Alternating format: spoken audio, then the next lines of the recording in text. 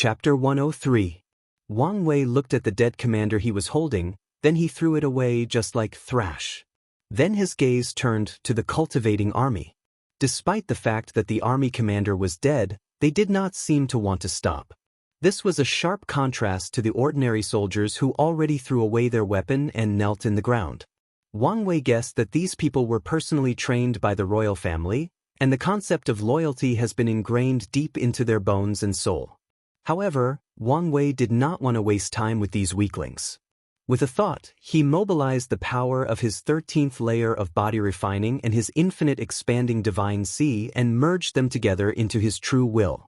A strange and mysterious power gathered from Wang Wei and enveloped all the cultivators in the kingdom's army. All of them spewed out a mouthful of blood and fell down on the floor.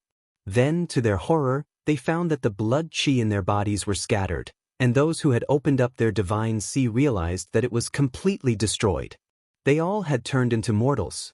All 250 of them. Without looking at those cultivators, Wang Wei rushed to the massive 200 meters gate of the city. With just one punch, he destroyed it and allowed his army to enter and occupy the city. Meanwhile, another city in the same county. Li Jun looked at the army in front of him and sighed. Since no one paid attention to his warning, he will use force. With a wave of his spear, countless red spots from both his soldiers and the kingdom rose into the air. This was the slaughter qi of the soldiers. Under Li Jun's control, the slaughter qi turned into a 50 meters long and 5 meters wide spear. Without hesitation, he rushed towards the commander of the opposing army, who was actually a woman. The giant spear cut through the army like a knife cutting through butter. Everywhere it went, flesh and blood were left in its path. What's even worse is the fact that as more people die, the spear becomes longer and stronger. However, soon, the spear was destroyed by the combined attacks of countless cultivators. However, Li Jun had already breached most of the army's defense and was not far from the commander. As such, he used his signature move. He gathered all the slaughter qi in the battlefield and reinforced his spear. Then he threw it with all his strength. The spear broke the air as it moved rapidly. Following the sound of cannonball, the spear rapidly approached the commander. However, a few meters from her, countless thick walls rose from the ground and protected her. Unfortunately, this protection measure was of no use. The spear easily penetrated the walls and without stopping or reducing its speed, it pierced the throat of the commander. The force of the spear pushed her away from her horse until she fell to the ground a few meters away. Then with a wave of his hand, the spear returned to Li Jun's hand. Then he went on to massacre the cultivating army. After using his swift movement to dodge the first wave of origin abilities, he cut each of them with his spear before they could recite any other spells. On Yan Liling's side, she was also leading her own army. Her fighting style was even more efficient than both Wang Wei and Li Jun. She took out a pill from her space ring and crushed it. Then an overwhelming odor covered the Eastern Rain Kingdom's army. Immediately afterwards, more than a quarter of the army fell down on the floor unconscious. Then, Yan Liling pronounced a few words to use an origin ability. A dragon made of fire appeared in front of her. With a wave of her hand, the dragon flew in the sky and bypassed most of the army. When it reached close to the commander, it spewed out a breath of fire. The commander did not have time to react from the previous shock of his men's sudden incapacitation before he started screaming in agony. Then he was turned into ashes by the flame. Then the dragon fire looked in the direction of the cultivating army and headed to deal with them without giving them the chance to react. In 2 other cities, both General 4 and 5 had also just finished a battle. However, unlike the 3 divine altar cultivators, their fights were quite brutal. Both of them had countless arrows stuck on their bodies with blood spilling out everywhere. There were many fire burns, freezing burns, and lightning burns. However, despite the pitiful states they were in, they both were quite happy as they were victorious in their battles and had each conquered a city on their own. Furthermore, the intense fighting had increased their experience and strengthened their foundations. They could tell that after a few battles like this one, their foundations will be strong enough to break through to the divine altar realm. After taking a few healing pills, General 4 and 5 entered their respective cities to take control over. Late at night, after settling the surrendered soldiers and reassuring the citizens, Wang Wei was sitting in the city lord mansion reading a cultivation technique. During the battle today, he discovered that the majority of cultivators in the army were in the body refining realm, yet they could still use spells. This was a little shock to Wang Wei, as he knew that only cultivators in the Divine Sea could do that. So as soon as he had a moment of break, he checked the city lord mansion to find the answer. It turns out that the people of this world are so enamored about spells or origin abilities that they have invented a way for body-refining realm cultivators to combine their blood chi together in order to use them. After reading this, Wang Wei had to sigh at the wisdom of people. The people of this world might be from a weak plane, but they made the best of the circumstances they are given. Wang Wei has never heard of a method that uses blood chi to make spells from his world. It's not that the people from the Myriad Emperor are not as inventive as the people of this world. It's just that they do not care about such a thing. To the people of higher planes, so what if body-refining realm cultivators can use spells? They are still as weak as ants.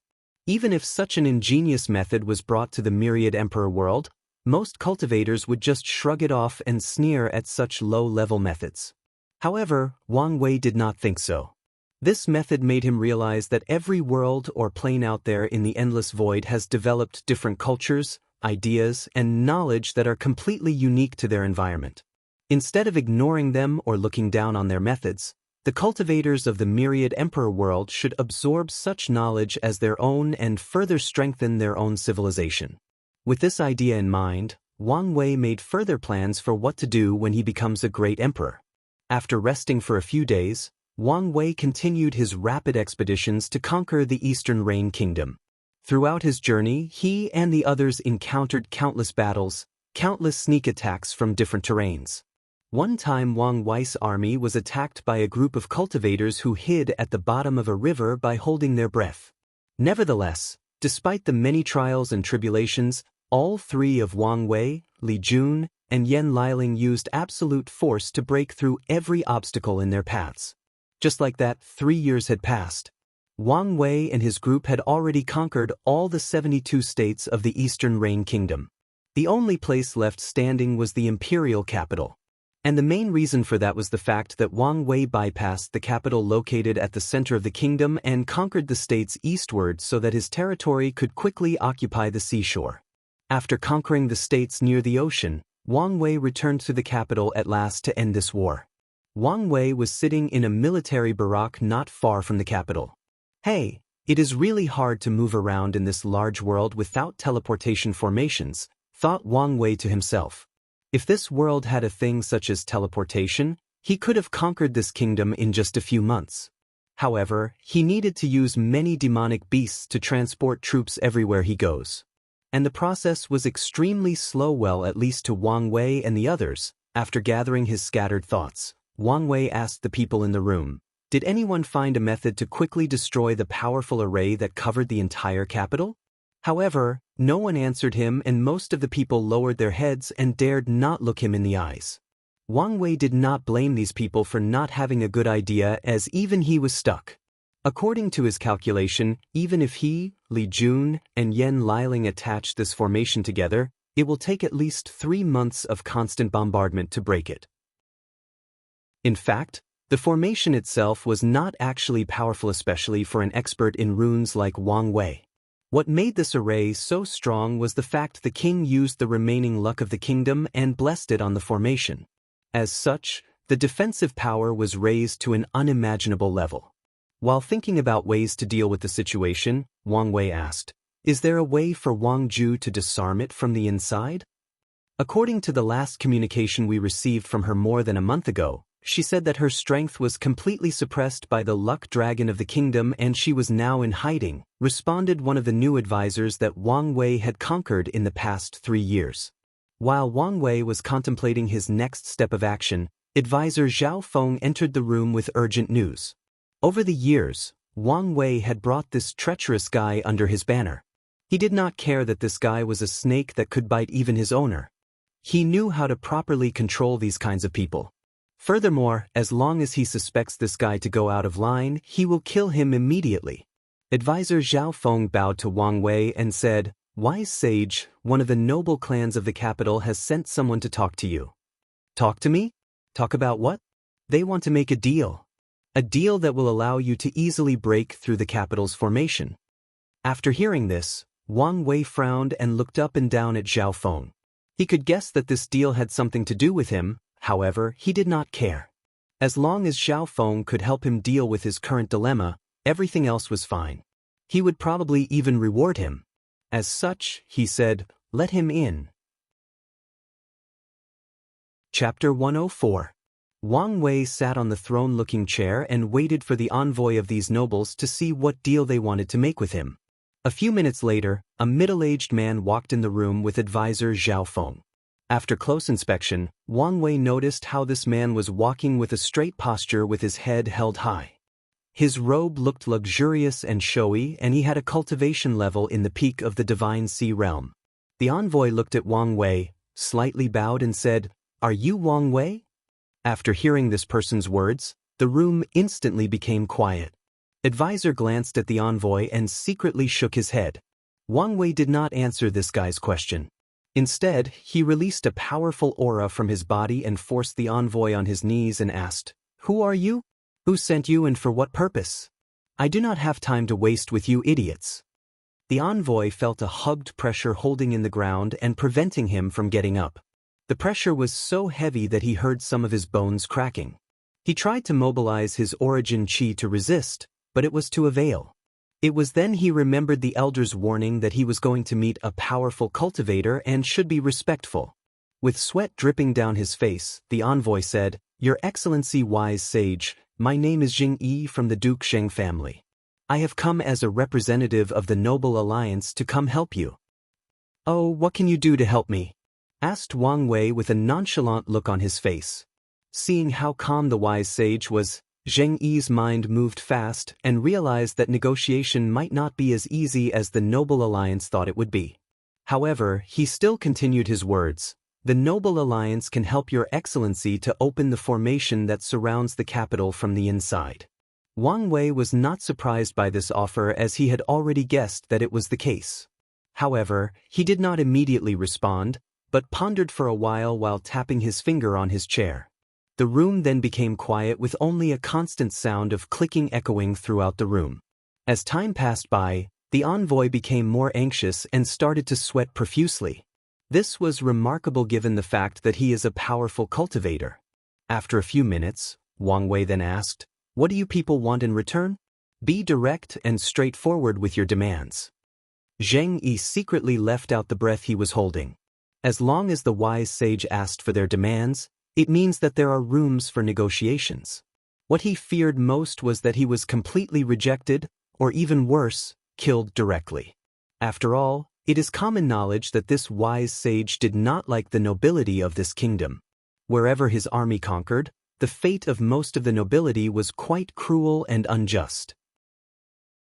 The Noble Alliance asked that the wise sage signed a soul contract which states that after entering the capital, you or your subordinates will not kill any of the noble families, you will not seize their properties, and you will provide them with the same nobility title they currently have in the new kingdom you will establish. Wang Wei looked at this envoy as if he had heard the funniest thing in his life. "You people thought too much of your worth. All of you should be happy that I did not kill every single one of you, but now, you want to retain the wealth that you sucked dry from the people for countless generations? On top of that, you want the same privileges that you had from the previous Decay Kingdom and bring it out to my dynasty?" Zheng Yi's heart skipped a beat after hearing about this, but he gritted his teeth and said, "Your Excellency, you should be aware that without our help, it will be impossible for you to open that array. Distorting the truth will have no benefits for your so-called Noble Alliance. We all know that it is only a matter of time before we manage to break through the array by ourselves." "That may be true," retorted Zheng, "but the Alliance is also aware that Your Excellency is competing with countless other people from your own world. The more time you spend wasting here, the less advantage you will have in future confrontations with your peers." "Time, huh? The same idea can apply to you people. I am fully aware of the fact that the remaining luck of this kingdom will not last long. This formation will destroy itself in 1 to 2 years. I can still wait for such a time." After hearing this, Zheng Yi's heart became anxious. This was actually one of the main worries of the nobles. In fact, many of the truly powerful nobles still have hidden cards that they have not used. However, one thing that they know for a fact is that no matter the final outcome of this war, the Eastern Reign Kingdom was finished for good. So, they wanted an exit strategy or route after everything was over. As for betraying the royal family, the nobles who placed the well-being of their families above everything else couldn't care less about their fates.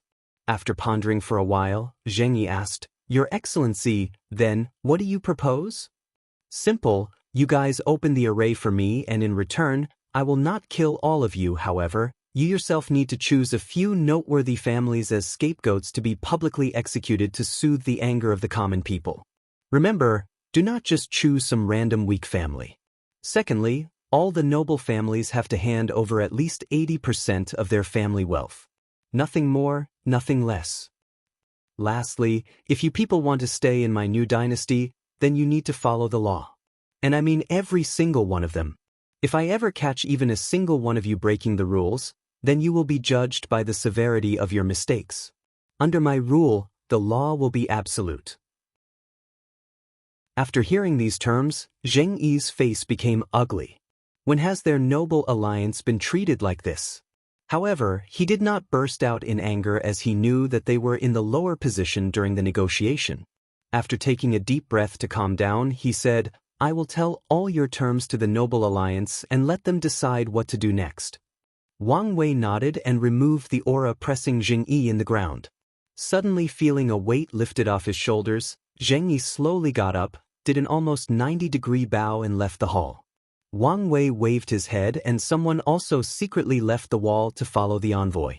However, less than half an hour later, the person came back and told him how Zheng Yi only traveled a few hundred meters from the barack and was communicating to someone through unknown means. Wang Wei nodded and realized how cautious the nobles were. And they seemed to have a way to communicate across the formation. After another half hour, Zheng Yi came back into the hall and said, "Your Excellency, the Noble Alliance has accepted your terms." "Oh, so fast?" answered Wang Wei. "Do you need to sign the soul contract now?" "There is no need for that. The Alliance believes that the wise sage is a person who keeps his words." Wang Wei smiled and nodded. However, he did not believe a word of this. In such a situation, the Noble Alliance should be anxious to have written proof of their agreements. You should know that the soul contract is a powerful contract that has magical binding abilities. If anyone were to break the agreements signed on it, their souls would receive backlash that could lead to severe injury and even death. However, based on Zheng Yi's words and actions, Wang Wei could feel that the nobles were not in a hurry to sign the contract. That can only mean one thing: there is some secret plan or scheme behind all of this. However, he did not really care and just took note of the current situation and remained vigilant to be able to respond to any kind of situation. 3 days later, Wang Wei and his army stood not far from the gate of the capital. The wall surrounding this city was at least 1,000 meters. On top of the city, countless runes formed an array that covered the entire city like a protecting dome. Under Wang Wei's true vision, he could see a flood dragon coiling its body around the city. However, the dragon was quite weak and appeared to be slowly fading. After a few minutes, the array surrounding the city flickered on and on for a while before disappearing. Then, the city gate was opened. Wang Wei took all of his men and marched straight towards the royal palace. Meanwhile, in an inn, a few people were looking at the marching army while talking. All of them dressed elegantly while drinking wine or tea.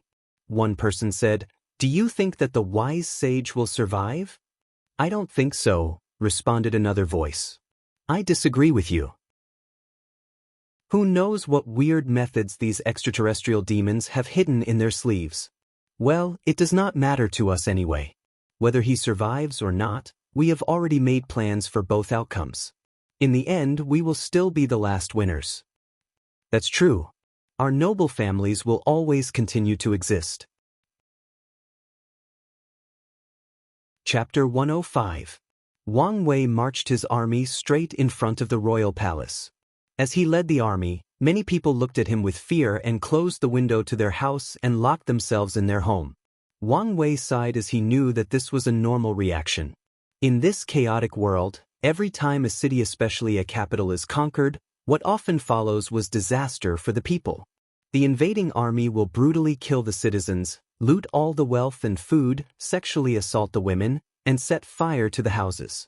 However, Wang Wei would never allow his men to behave in such a way.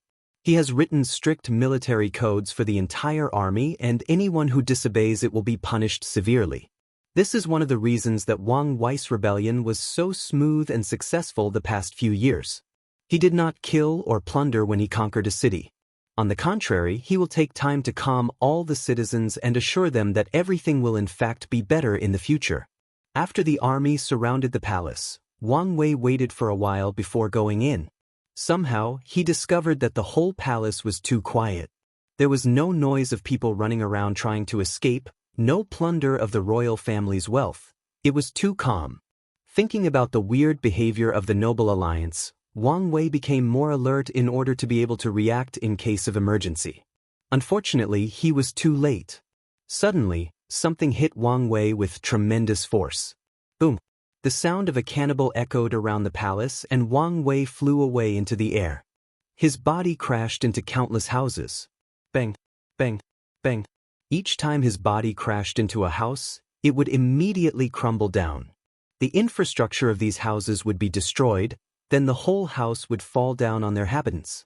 This was terribly destructive, as some of these houses even had more than 3 floors and countless people living inside them. Clouds of dust scattered all over the city wherever these houses fell down. Meanwhile, Wang Wei was already blown away to the next house, not affected by the consequences. In fact, not just houses. Many unfortunate bystanders who happened to be on the way suffered similar fate as these houses. Many people died because they were hit by the fast-moving body of Wang Wei. After traveling for more than 600 meters, Wang Wei plunged into an artificial mountain located near the palace. With an exploding sound, his entire body was stuck deep into the mountain. Soon afterward, a middle-aged man appeared in the air near the mountain with a deep frown on his face. A few seconds after being stuck, Wang Wei exited the mountain. His body was covered in blood and many chunks of internal organs and bone pieces. These were not his own. With a single thought, he activated the cleaning formation on his robe, and the blood and filth were instantly removed, even the ones on his face. After cleaning himself up, Wang Wei checked his body, and there was not even a single scratch on him. He nodded in satisfaction as his fleshly body. He then raised his head and looked at the man floating in the air and said with a smile, "Interesting. I did not expect the final card of the royal family to be a cultivator in the supernatural realm. Shouldn't you have gone through heavenly tribulation and go to a higher world already?" The flying man looked at Wang Wei with a solemn face and said, "What a powerful extraterrestrial demon.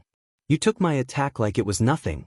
I cannot even find a single scratch on your skin. You know, old man, it is very rude to use your divine sense to scan a person without authorization." After saying this, Wang Wei controlled his skin and muscles and vibrated them rapidly. Suddenly, the supernatural realm cultivator, whose name was Dong Hao, found out that his divine sense could not scan Wang Wei's body. The solemnness on his face thus further increased. "You did not answer my question. Why did you not go to a higher world? Not everyone has the heart to go through such powerful heavenly tribulation unless really necessary," responded Dong Hao with a look of fear deep in his eyes. Wang Wei could guess what he meant. In small world like this, although the highest level of strength allowed the divine altar realm, there is still many genius cultivators who have managed to enter higher realms. When that happens, these cultivators will have to go through 2 heavenly tribulations, one to break through the realm and the other in order to go to a higher world. However, the second tribulation is extremely powerful. Due to the fact that supernatural realm cultivators cannot survive in the endless void for long, the world that they are from are responsible to open a space passage to a higher world. For example, the Warring Kingdom word is a lower thousand world. After the tribulation, Heavenly Tao has to open a space passage to a middle thousand world for the supernatural realm cultivators. Unfortunately, the cost of opening such a passage is extremely costly for such a low-level world. As such, in order not to have to do it, Heavenly Tao exponentially increased the difficulty of the heavenly tribulation. Thus, few cultivators can pass the tribulation. Of course, those who do are in fact truly heaven-defying geniuses. These people are often sought after and recruited when they reach higher worlds. In fact, Wang Wei read about another method from the sect's library. This method is actually simple: occupation. After discovering a lower plane, some more powerful planes will occupy these planes and set up a powerful transplanar teleportation, or as it is more often called, the ascending channel. When cultivators of the lower plane reach the standard realm, they can go through the established passage to reach higher worlds. The downside to this method is the fact that these ascending cultivators are usually under strict control. If their native worlds are conquered by a more benevolent one, then they usually have to choose a sect to be part of after their ascension. However, if their worlds are conquered by other brutal worlds, then the fate of these ascending cultivators are nothing but to be either cannon fodder in wars or becoming slaves to be auctioned and sold off. One thing I'm still curious about: how can you be able to move so freely in this world? It's one thing not to ascend to higher planes, but the heavenly Tao of this world would never allow cultivators of your level to move freely about with the destructive power you all have. Asked Wang Wei. Dong Hao smiled and responded, "I have to thank you extraterrestrial demons for this. I do not know what you guys did, however, ever since your arrival, the suppression of us transcending mortality realm cultivators have been slowly reducing until it was completely lifted." After hearing this, Wang Wei immediately understood the reason. Before the trial, the Supreme Realm True Monarchs have refined this world to elevate the power scale in order to allow all the Heaven Chosen to compete freely. This must be the reason that the native supernatural realm of this world can move and fight freely. Wang Wei also realized why the Noble Alliance was not so keen on immediately signing the soul contract. It seems that they were already aware of the royal family's hidden cards. They wanted to stand and watch how he and the royal family fought to the death. In the end, whoever is the winner, they would still be the one who benefited the most. Wang Wei sneered at this. No matter what plans these people had, he had more than 100 ways to deal with them. If they think that a weak supernatural cultivator could defeat him, they are gravely mistaken. After getting the answer he wanted, Wang Wei cracked his neck and hand, preparing for the next battle. He felt excited as his blood boiled. He hoped this old man could give him a proper challenge. Without hesitation, Wang Wei threw a powerful punch in the air. The powerful shock wave generated by the punch created an air bullet that flew towards the old man in the sky. Dong Hao, who was also ready for battle, suddenly felt a very condensed air pressure flying towards him. Without hesitation, he manifested a barrier to protect him. However, to his horror, the air bullet actually pushed him more than 10 meters after clashing with his barrier. What's worse is that immediately afterward, countless more air bullets hit his shield, thus adding cracks to it. Dong Hao was shocked at how powerful these punches were. He knew that he might lose if he fought head-on with Wang Wei. This was considered a great shame to him, being weaker than a mere divine altar realm cultivator. However, given the prominent background of his opponent, he decided not to think too much about it. Nevertheless, Dong Hao's situation was not looking too good after being bombarded by all these air bullets. So, he decided to use the one advantage that his realm had compared to Wang Wei, the ability to fly in the air. Chapter 106. Dong Hao flew to the side and evaded the air bullets that attacked him. Then, countless tattoos appeared all over his body, arm, legs, and even face. Afterwards, his power increased dramatically. With a wave of his hand, the patterns on his body lit up, and a gigantic mountain materialized in the air and headed straight towards his enemy. Wang Wei looked at Dong Hao and frowned. He was not frowning at the changes that appeared on Dong Hao, as he knew these tattoos were known as origin pattern and all cultivators in the supernatural realm had them. The reason that he frowned was that he realized that if he continued to fight here in the capital, countless ordinary people would die in the aftermath of their battles. Normally, Wang Wei would not care about such things. Although that sounded ruthless, unfortunately, that is the fate of mortals that cannot control their destiny. One day, they might suddenly die due to the aftermath of Cultivator's battle. However, currently Wang Wei's role was a future monarch of a dynasty. As such, he has to take into consideration the lives of his citizens. When the mountain approached near him, Wang Wei noticed a certain metal quality of it as it shined with a golden luster under the sun. He guesses that this was not a regular mountain, but one reinforced by gold element. Without hesitation, Wang Wei threw a powerful punch and a terrifying force traveled in the air and hit the mountain. Boom! The 2,000 meters tall mountain trembled and cracks appeared on its metal surface. However, it was not destroyed. Boom! Boom! Boom! Wang Wei continued to punch in the air and more cracks appeared in the mountain until it exploded into countless pieces. Then he threw another powerful punch. This time, however, he did not just use the raw strength of his fleshly body. Instead, he controlled the vibration from his muscles and directly released them into the air, thus creating an earthquake between heaven and earth. Bang! With a loud explosion, the entire city trembled slightly, the wind howled like crying ghosts, and the clouds in the sky scattered. The many debris of the falling mountain were instantly pulverized into powder and flew away with the wind without affecting the citizens of the capital. As for Dong Hao, he was pushed back by the force of the punch and through a mouthful of blood. Despite the barrier he erected, the vibrations still managed to bypass his defense and injured his organs. Wang Wei stood on the ground with his long gray hair floating with wind while looking at his He smiled as he was very happy with the new move he just created. He called Earthquake Fist, and this move took full advantage of his powerful fleshly body. One thing he always complained about the ancient desolate body refining scripture was the fact that it did not have any fighting moves in the early stage. Although there are many fighting methods in the scripture, some of which even made Wang Wei drool day and night, he needed to cultivate it to a very high realm before he could use these moves. What's worse was the fact that in the notes that Wang Wei read from predecessors that also cultivated the scripture did not also contain powerful moves for the early stage, but contain their understanding on how to properly control force or strength. Most people who successfully cultivate this scripture usually care about the powerful defense and stamina it brought in the early stage instead of the strength.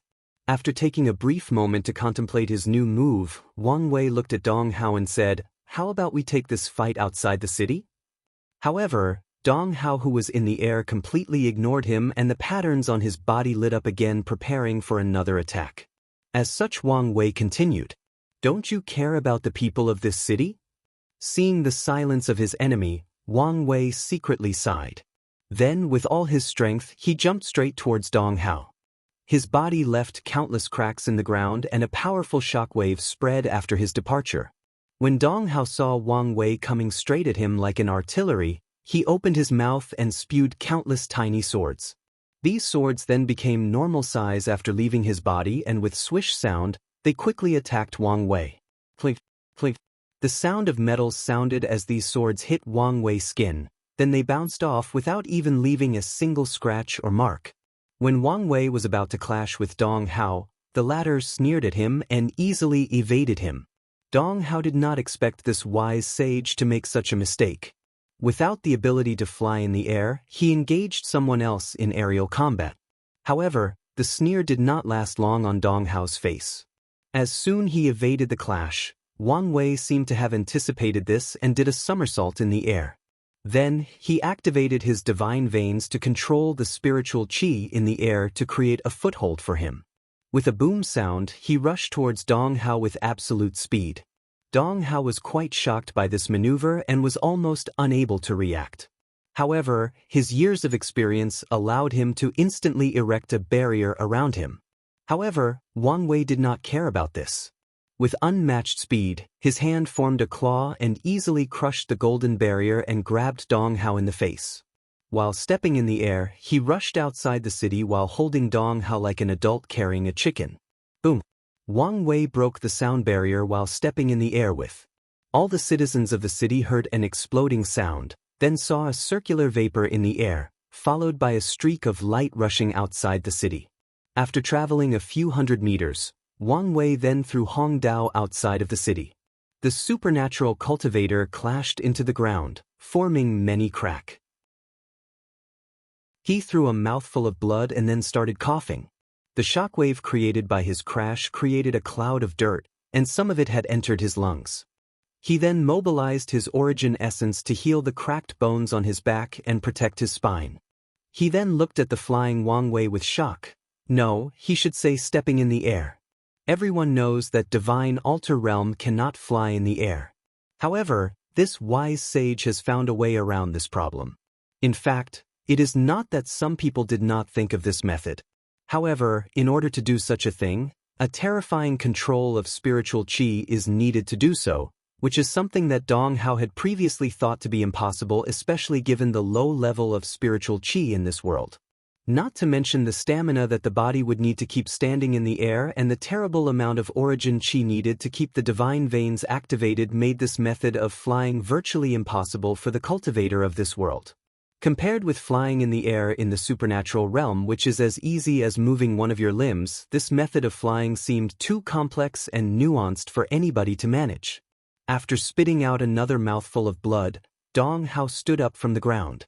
His clothes were all tattered and his hair disheveled. However, he did not care about this. Suddenly, Dong Hao's body was encased by a golden armor that covered even his face and eyes.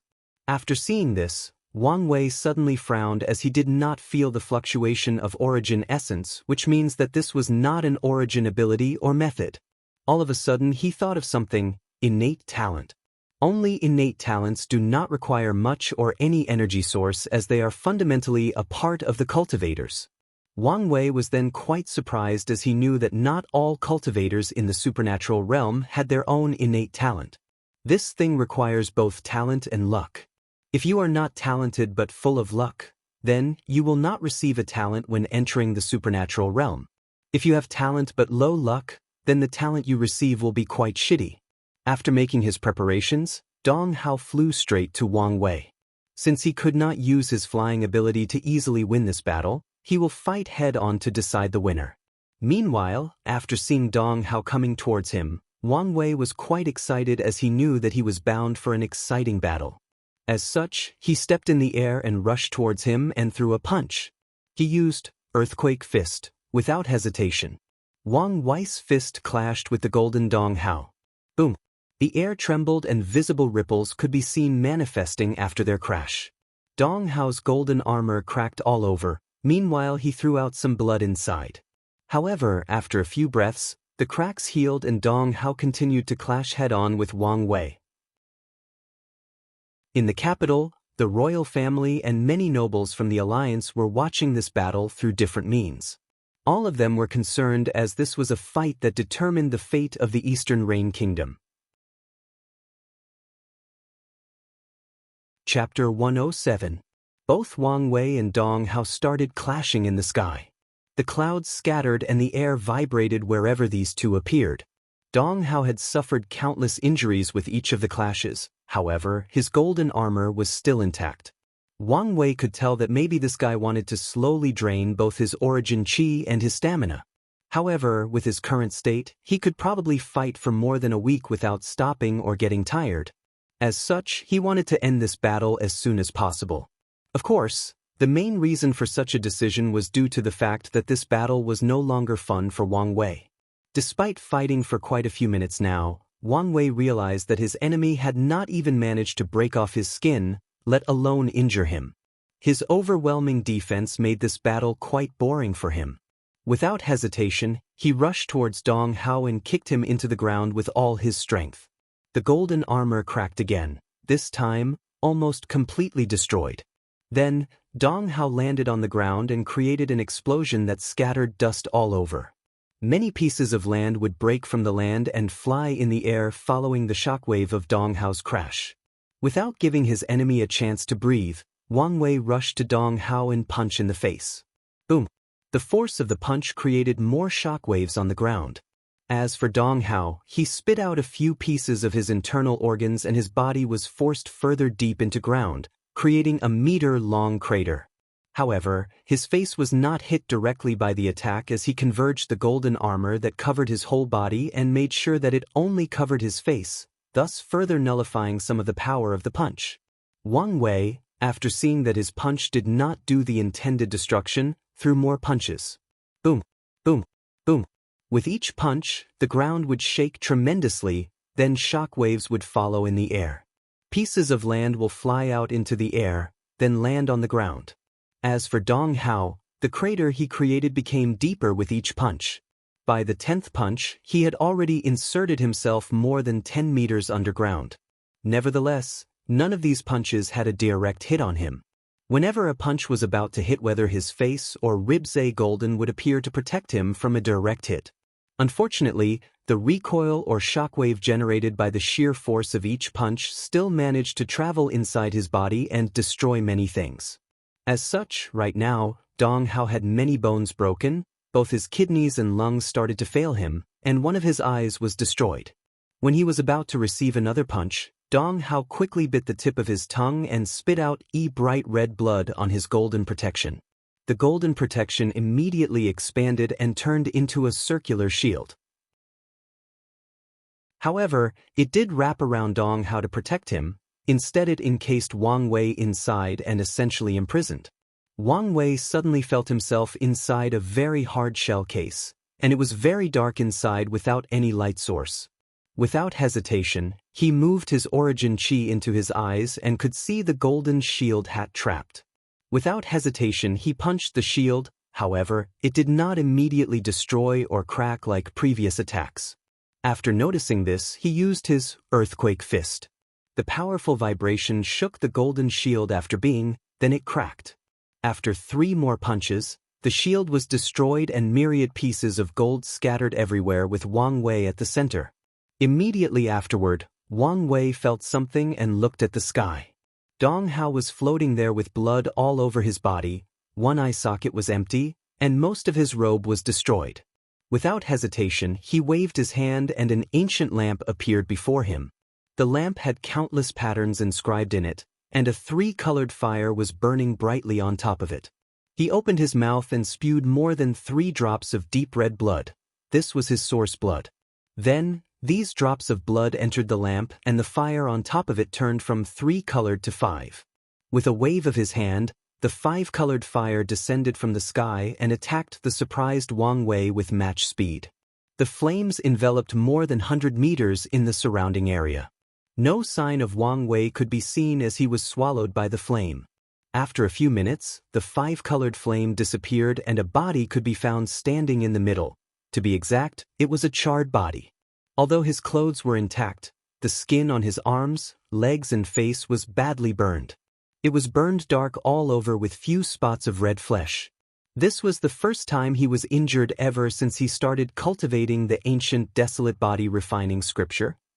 He raised his hand and looked closely at his burned skin. An intense pain suddenly assaulted his nervous system. However, Wang Wei did not care as this was not the first time he was burned alive. Meanwhile, in the sky, after seeing his attack working, a slight smile appeared on Dong Hao's face despite it being almost disfigured.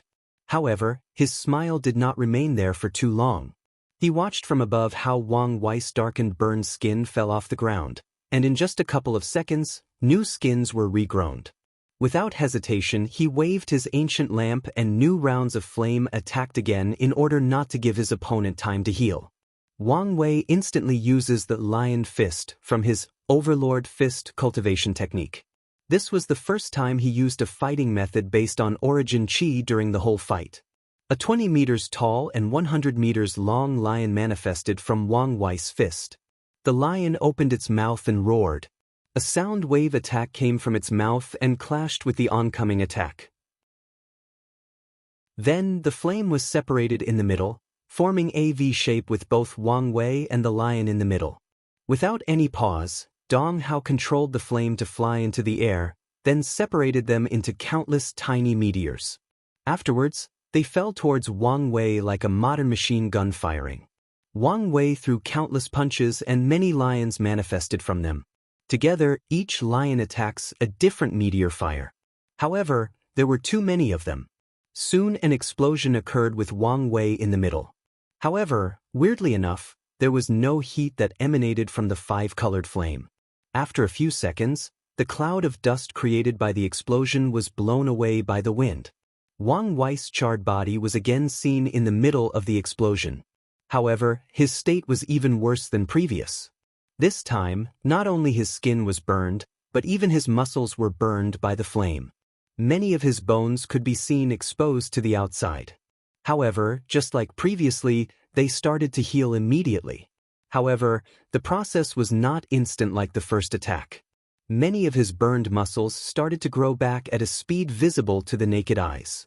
After seeing this, Dong Hao wanted to attack again. However, he spewed a mouthful of blood instead, then knelt on knee in the sky.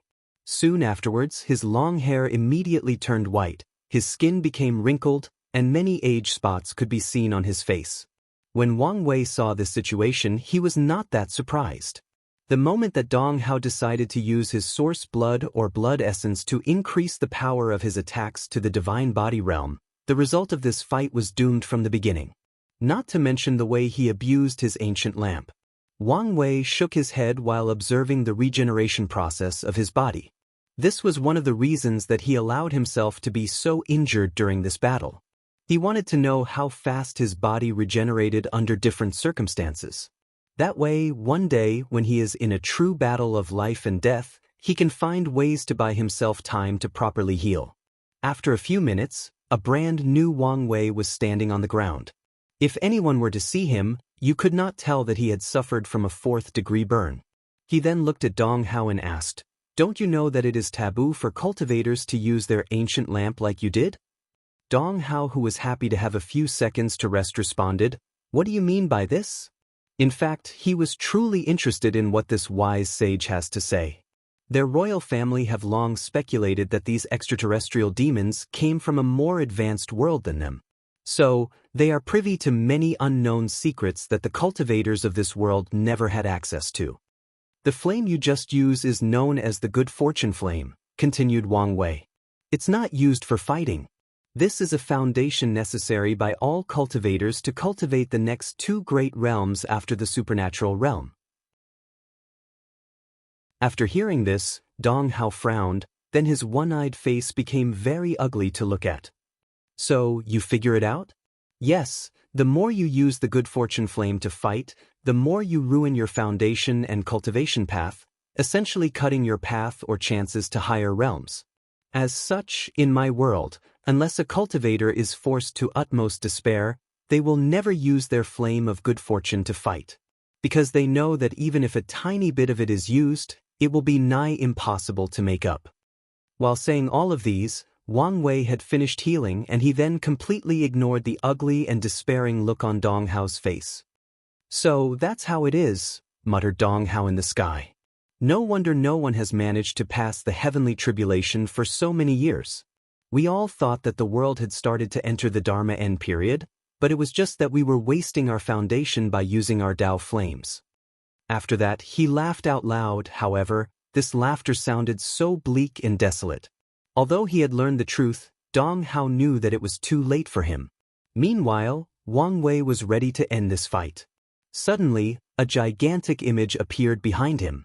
It was an image of him sitting on an immortal throne while myriad races and words bowed to him. Meanwhile, he was holding countless strings that dictated the fate of these races and worlds. Immediately afterward the vision appeared, the entire world trembled slightly, causing countless earthquakes.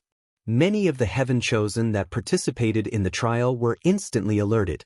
They all looked in the direction of the Eastern Rain Kingdom and muttered, "Young Emperor."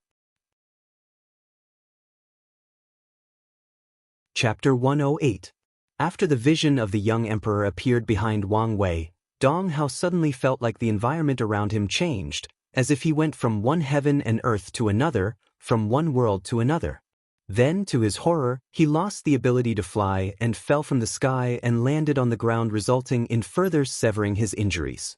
What's even worse was the fact that half of his strength was instantly gone, and he did not know the reason. He guessed that it had to do with the wise sage, but he did not know the specifics. Knowing that death was soon approaching, he wanted to struggle desperately, or better yet, find a way to run away. He tried to use more of his blood essence. Unfortunately, he had already run out, so he just spit more blood from his mouth due to backlash. Wang Wei could guess the thought of Dong Hao, As such, he wanted to end this battle as soon as possible.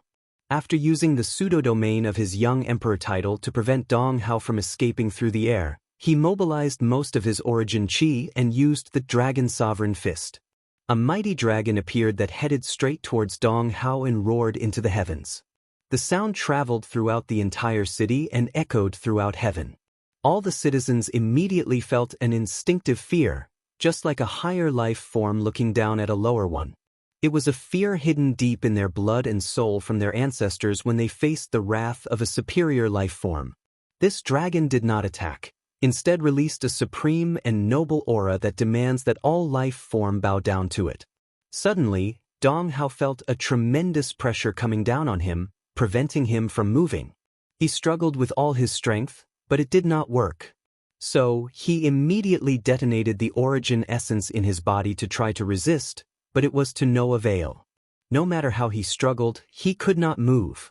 Meanwhile, after the first attack, Wang Wei rushed towards him to end this battle with one last blow. A few meters before arriving, Dong Hao burned out his soul in order to increase his strength in a moment of desperation. He opened his mouth with difficulty and a sword appeared. The sword became massive and an unpredictable heaviness could be seen from it. It rushed towards Wang Wei with tremendous speed, leaving a golden trail behind it. Wang Wei then muttered a few words to use an origin ability. Although Wang Wei usually does not use spells in battle, does not mean that he does not know any of them. As a person who likes to be prepared for any occasion, he has studied spells extensively back in the sect in order to know how to respond when encountering them in battle. After his incantation, a bright yellow flame appeared in front of him and melted the rushing sword in just an instant. Without pause, he rushed towards Dong Hao and threw a punch. Following which, a tiger with intense killing intent appeared and rushed forwards. The tiger turned into a red light and penetrated Dong Hao's body without any resistance. The light destroyed his heart, then pierced his back, leaving a massive hole visible to the naked eyes on his chest. Dong Hao looked at the hole with his one remaining eye, sighed and fell down on the floor, blood splashing all over the ground. Wang Wei gazed at Dong Hao's body on the floor and also sighed. This was the first true opponent he had since he started cultivating and the first true, life and death, battle he experienced in his life. All the fights he previously had were essentially either competitions or trials with safety mechanisms that can save his life at any moment. And Dong Hao was the first opponent that truly tried to kill him at all cost. Although this opponent did not bring out his full power during the fight, he still learned a great deal of things. He learned that most cultivators will fight desperately when they are cornered and about to die. They can use all kinds of means to boost their fighting strength during battles, just like Dong Hao used his essence blood to increase his attack power. In future battles, Wang Wei will use all his strength to prevent his enemies from having the time or ability from using these methods. And if he fails to do this, he will always be on guard for desperate counterattacks from them when they are driven on the edge of despair. After summarizing his gains in this battle, he waved his hand to create a deep hole, then he placed Dong Hai's body in it, creating a burial site. He placed a headstone made of rocks and inscribed on it, "Here lies Dong Hao, a loyal man to his family even in death, and a worthy and respectable opponent that fought to his last breath." After doing this, he stepped in the air with rapid speed and returned to the city. By the time he reached the royal palace, Li Jun had already captured all the people inside and was waiting for his return. Wang Wei then entered the throne room where he saw many people bound by chains and kneeling on the ground. He ignored them before heading to a golden chair with many engraving of dragons on them. Without hesitation, Wang Wei sat on the dragon throne. Suddenly, he felt that he was all-powerful, that he could control the lives of billions of people in this kingdom, that his words were absolute and no one dared to disobey it. The power was quite intoxicating. However, after a very brief moment, he shook this feeling off his mind. Compared to the supreme throne of a great emperor that stands above the Tao itself, what is this mundane throne? After thinking about these things for a moment, Wang Wei then looked at the Thai people kneeling on the floor. He first took notice of a middle-aged man dressed in yellow dragon robe with a crown on his top-knot hair. The man exuded the temperament of a person in high position, however, he was not looking too good. Many of the direct line of the royal family were captured and brought to meet him. However, Wang Wei was still a little confused when he saw Princess Dong Lifan also kneeling on the ground, although she was the only one not in Chan. As such, Wang Wei asked her directly, "Princess, what is the meaning of your actions?" After being called upon, the princess did not get up. Instead, she placed her forehead on the ground and said, "I plead for your majesty to leave a way out for the royal family." As soon as she said this, a terrifying killing intent appeared in the room directed towards her. It was from Li Jun. He looked at Princess Dong Lifan as if he wanted to stab her directly with his spear. Despite the uncomfortable feeling she felt from the killing intent, she still insisted on her words, "Your Majesty the wise sage, on account of all the merits that I have made to your cause, please give the royal family a way to survive." Wang Wei waved his hand and Li Jun put away his killing intent. He then looked at the princess and responded, "Princess, no, they'll just call you Dong Lifan from now on. If it was before, I would have granted your wish. However, after what happened in Bless Wing City, there is no room for negotiation with this matter." Dong Lifan sighed after hearing this, not too surprised by the outcome. She had heard about how her royal father used poison to attack and kill an entire city. She was also furious when she received the news. However, she still wanted to try to save some people. After a brief moment, Dong Lifan then said, "At the very least, can your majesty spare my mother and little sister? They are both innocent and did not take part in the political decisions of the kingdom." Wang Wei then started thinking for a few seconds, then he asked, "Can you promise that they will live an ordinary life without having any thoughts that they should not have?" After saying this, Wang Wei released his killing intent this time. Dong Lifan felt a suffocating breathing slowly squeezing the life out of her, then she immediately nodded as guarantee. She understood the warning that Wang Wei was given to her. After seeing her nod in agreement, he removed his killing intent and waved his hand to dismiss her. "I will believe your words for now. Well, you can fulfill your side of our deal." Dong Lifan sighed and stood from the floor with a forehead that had a slight bruise on it. She looked at her father and left the room. Meanwhile, the sovereign of this kingdom did not speak even a single word throughout the whole interaction. Even when he heard of his daughter's betrayal, he did not flinch or say anything. Wang Wei admired his firm determination. This was a man who accepted defeat and death like a true king, a true ruler. 3 days after the fall of the Eastern Rain Kingdom, all the members of the royal kingdom except for 2 of them were publicly executed. A vision formation was used to broadcast the entire process throughout the entire kingdom. Former Princess Dong Lifan, who was very loved by the people due to her altruism and kindness, made a speech denouncing all the crimes that the royal family committed. She then reassured the citizens of the kingdom that they would be in good hands when the new dynasty was established. She reassured them their lives will be much better from now on. Chapter 109. A few days after the execution of the royal family, someone came to visit him in the Dragon Throne Room. It was Zheng Yi from the Noble Alliance. The past few days have been quite stressful for him due to the fact the wise sage never mentioned their agreements. Even if he did not immediately attack the nobles, they were still under great pressure. After seeing Wang Wei on the dragon chair, he bowed more than 90 degrees and said, "Long live your majesty. May your cultivation rise and be able to live for eternity." Wang Wei looked at him with calm eyes, then he waved his hand and said, "You may rise." Then, Zheng Yi lifted his body to make eye contact with Wang Wei and addressed the reason for his visit. "Your Majesty, I wonder whether our agreement is still valid?" "Of course, as long as you people choose the group of nobles that need to be made an example with, everything is still the same." Zheng Yi sighed a relief after hearing this, then he further asked, "Then, when can we sign the soul contract?" "There is no need for that," answered Wang Wei with a smile on his face. "Since you guys believed me to be a man of my words, then continue to strengthen this belief." Zheng Yi frowned after hearing this, but he did not say anything else about this topic. He bowed again and said, "Then, I shall bring your words to the Noble Alliance." After the brief conversation, Zheng Yi was dismissed and returned to inform the Noble Alliance of the result. Meanwhile, Wang Wei sneered at these nobles.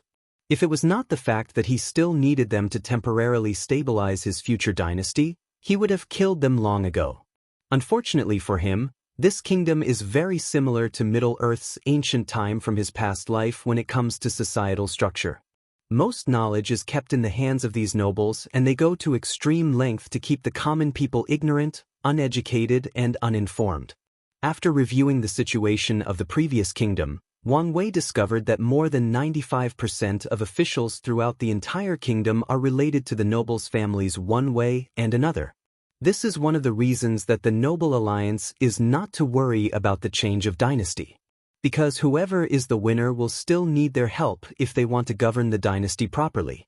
Because they are the true controller of this land, and this has been the case for countless generations and will remain the same for countless years to come. As for the remaining 5%, they are composed of a few scholars with upright morale that refuse to associate with the nobles due to their corrupt behaviors.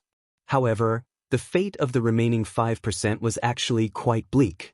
All of them were suppressed, killed, or exiled far away from the capital by the noble alliance. Wang Wei's next step of action is to promote the people from these 5%, cultivate a group of capable people as soon as possible while he slowly cut off the tentacles of the noble alliance from his dynasty. Duke Sheng Mansion. After his meeting with His Majesty Wang Wei, Zheng Yi returned home to his family and reported to the patriarch of the result. Duke Sheng Yong was a middle-aged man in the Divine Altar realm, also the current patriarch of the Zheng clan. After receiving the report, he frowned and started thinking about his next course of action. "It seems that this new emperor really wants to do something to our families," muttered Zheng Yong. "So what do we do now?" "The plan has backfired on us," asked Marquis Lengzan, who was sitting next to the duke. "I think it's best to follow the agreement, then let our families lay low for a while. After all, we all know that these extraterrestrial demons will eventually leave this world when their trials are over," responded Viscount Chong Lu.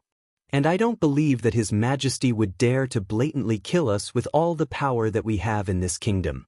The other two people nodded in agreement. Then Marquis Lengzan suddenly asked, "So which family are we going to sacrifice this time?"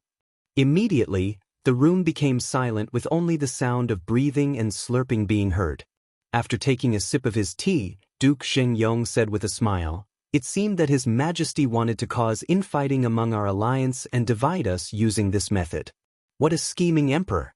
From the information I gathered, he is less than 100 years old. If only my son had half, no, a quarter of his abilities."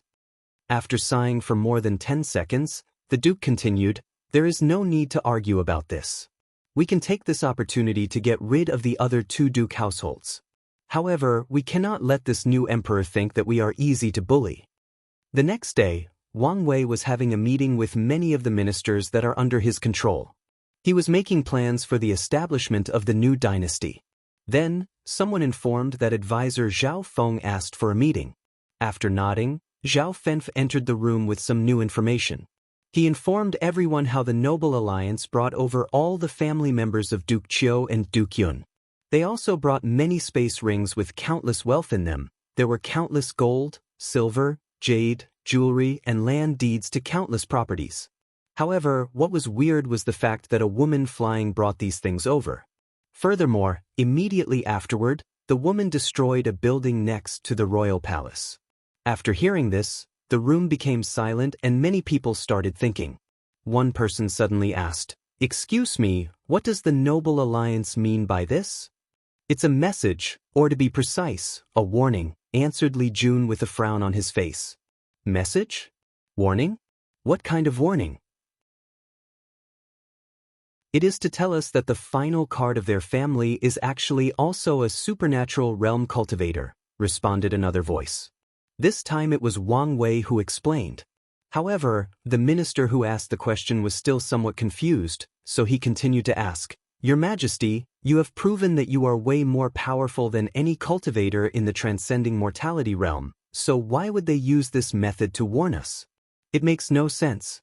I am indeed more powerful than cultivators in that realm. However, one of my biggest flaws is the fact that I cannot fly as easily and as fast as them in the air. As long as cultivators in that realm decide to run away, I cannot guarantee that I can prevent them from doing so. And if one of these supernatural realm cultivators decided to hide and use guerrilla tactics and randomly attacked the citizens in the different cities located throughout our vast territory, there is nothing I can do about it. Immediately, the minister realized the importance of this warning. Given how these nobles do not give a damn about ordinary people, it is highly likely that they would use such a method. Yan Liling suddenly added to the conversation. The tactic of the Noble Alliance is actually quite brilliant. They used the deal we made with them to get rid of both Duke Qiu and Duke Yun household, two nobles clans that were secretly raised by the previous ruler to balance the rising power of the three most powerful and ancient noble clan in the Eastern Reign Kingdom, the Zheng, Chang, and Leng clan. By doing this and handing over their wealth, they showed an act of submission to the new dynasty, while at the same time, they also sent a powerful cultivator to deliver these things as a threat and deterrent, thus securing their place and status for the future. Essentially hitting two birds with one stone. Whoever came up with this idea has quite the tactical mind and political ability. It must have been that old fox Zheng Yong, answered Wang Wei with sneer on his face. From the information I gathered, this old man is the most cunning and vicious of all the nobles. However, it does not matter. I have plenty of time to play these scheming old men. Just wait for me to fully control all the territory of this kingdom, then I will get rid of them. Soon, 2 years passed in a blink of an eye.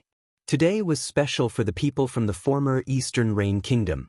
A special day because today was the day that a new dynasty will be formally established on the ashes of the former kingdom. In front of the royal place, Wang Wei was wearing a purple dragon robe with a crown on his head.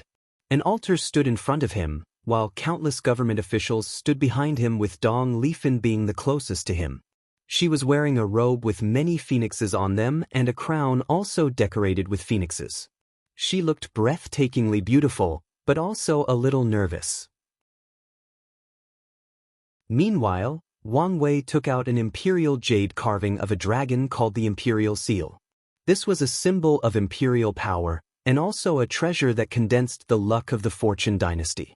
This one was brought from the Myriad Emperor world specifically for the trial, otherwise he would have to use a less effective one from this world.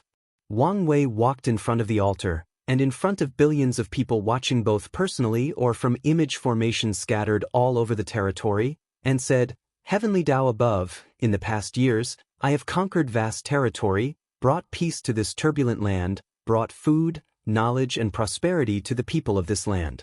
Now, I would like to establish a fortune dynasty with the name Great Xia. Please allow it." Originally, Wang Wei wanted to call the dynasty Great Wei after his name, but given the fact there used to be a dynasty with that name, he chose the name of the empire he ruled during the Fourth Pagoda trials instead. After executing the ceremony, Wang Wei suddenly felt a vast and powerful will appeared above the altar. Then the will thoroughly scan the entire territory under his rule. It checked the size of the territory, the living condition of the people, their happiness and satisfaction with their new ruler. After that, countless golden lights from all the land people came together in the sky to form a golden dragon with 9 claws. The dragon had beautiful and powerful scales all over its body. This dragon was the manifestation of the Great Xia dynasty's luck. This time, it was not only Wang Wei who saw it, but all the citizens of his territory.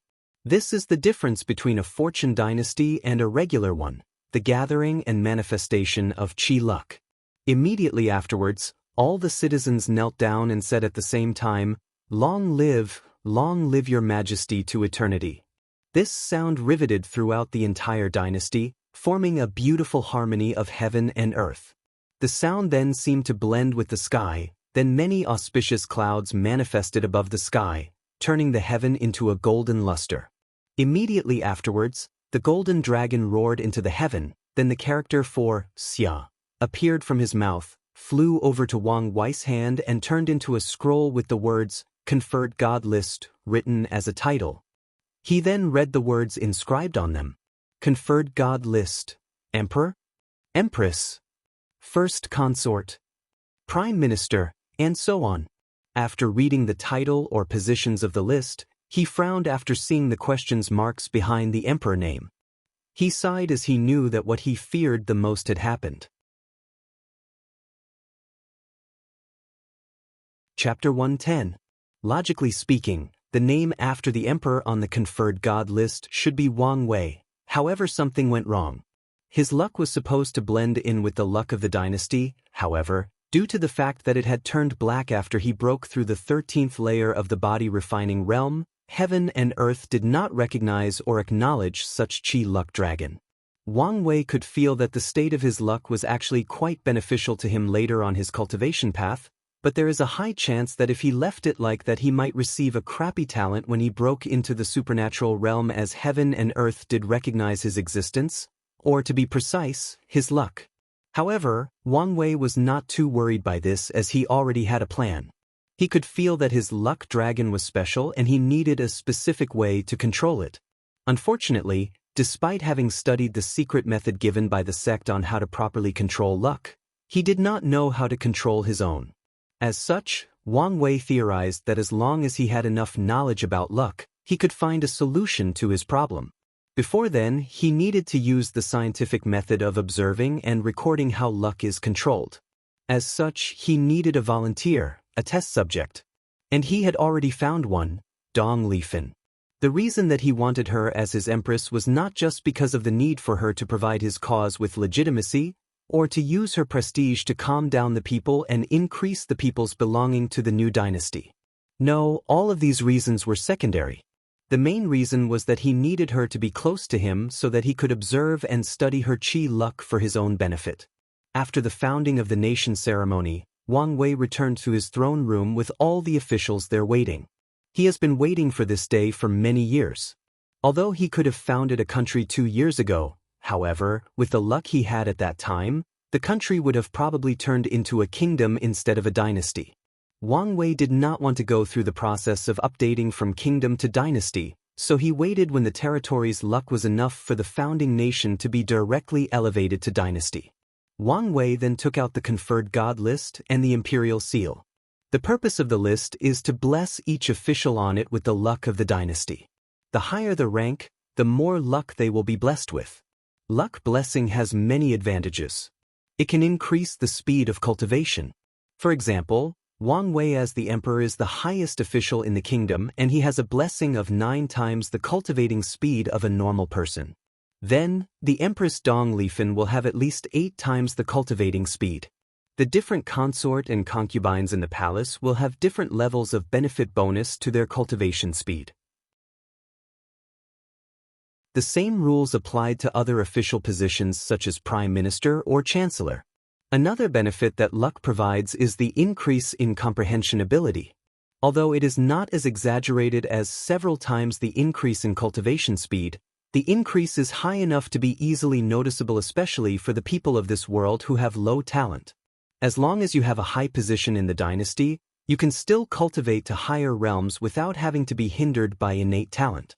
As for Wang Wei's group, a high position made it easier for them to absorb the luck they needed for this trial. After taking the list, Wang Wei began to officially seal different people in different positions. He first sealed Dong Lifan as the empress. Immediately afterward, she felt that the world around her was more clear. The blood qi inside her body seemed to move faster and more easily. After Dong Lifan, Wang Wei began to seal his group into different positions. In order to properly govern his dynasty, Wang Wei combined many different political systems from his past life. He divided all the officials into 9 grades, with grade 1 being the highest and grade 9 the lowest. Then, he created a cabinet that helped him share the burden of governing the world. In the cabinet, only officials grade 3 and above are allowed to enter. Also, there were 3 grade 1 positions in the cabinet. Yan Liling served as the chancellor, in charge of the overall political situations of the entire dynasty. Furthermore, as an alchemist, she is also responsible for the logistics of the dynasty, like taking care of the spiritual gardens, procuring new spiritual medicines, and refining pills for the entire dynasty. In fact, Yan Liling had an overwhelming amount of power in the Great Xia dynasty. If it was any other ordinary kingdom or dynasty, the emperor would never allow one person to wield so much power.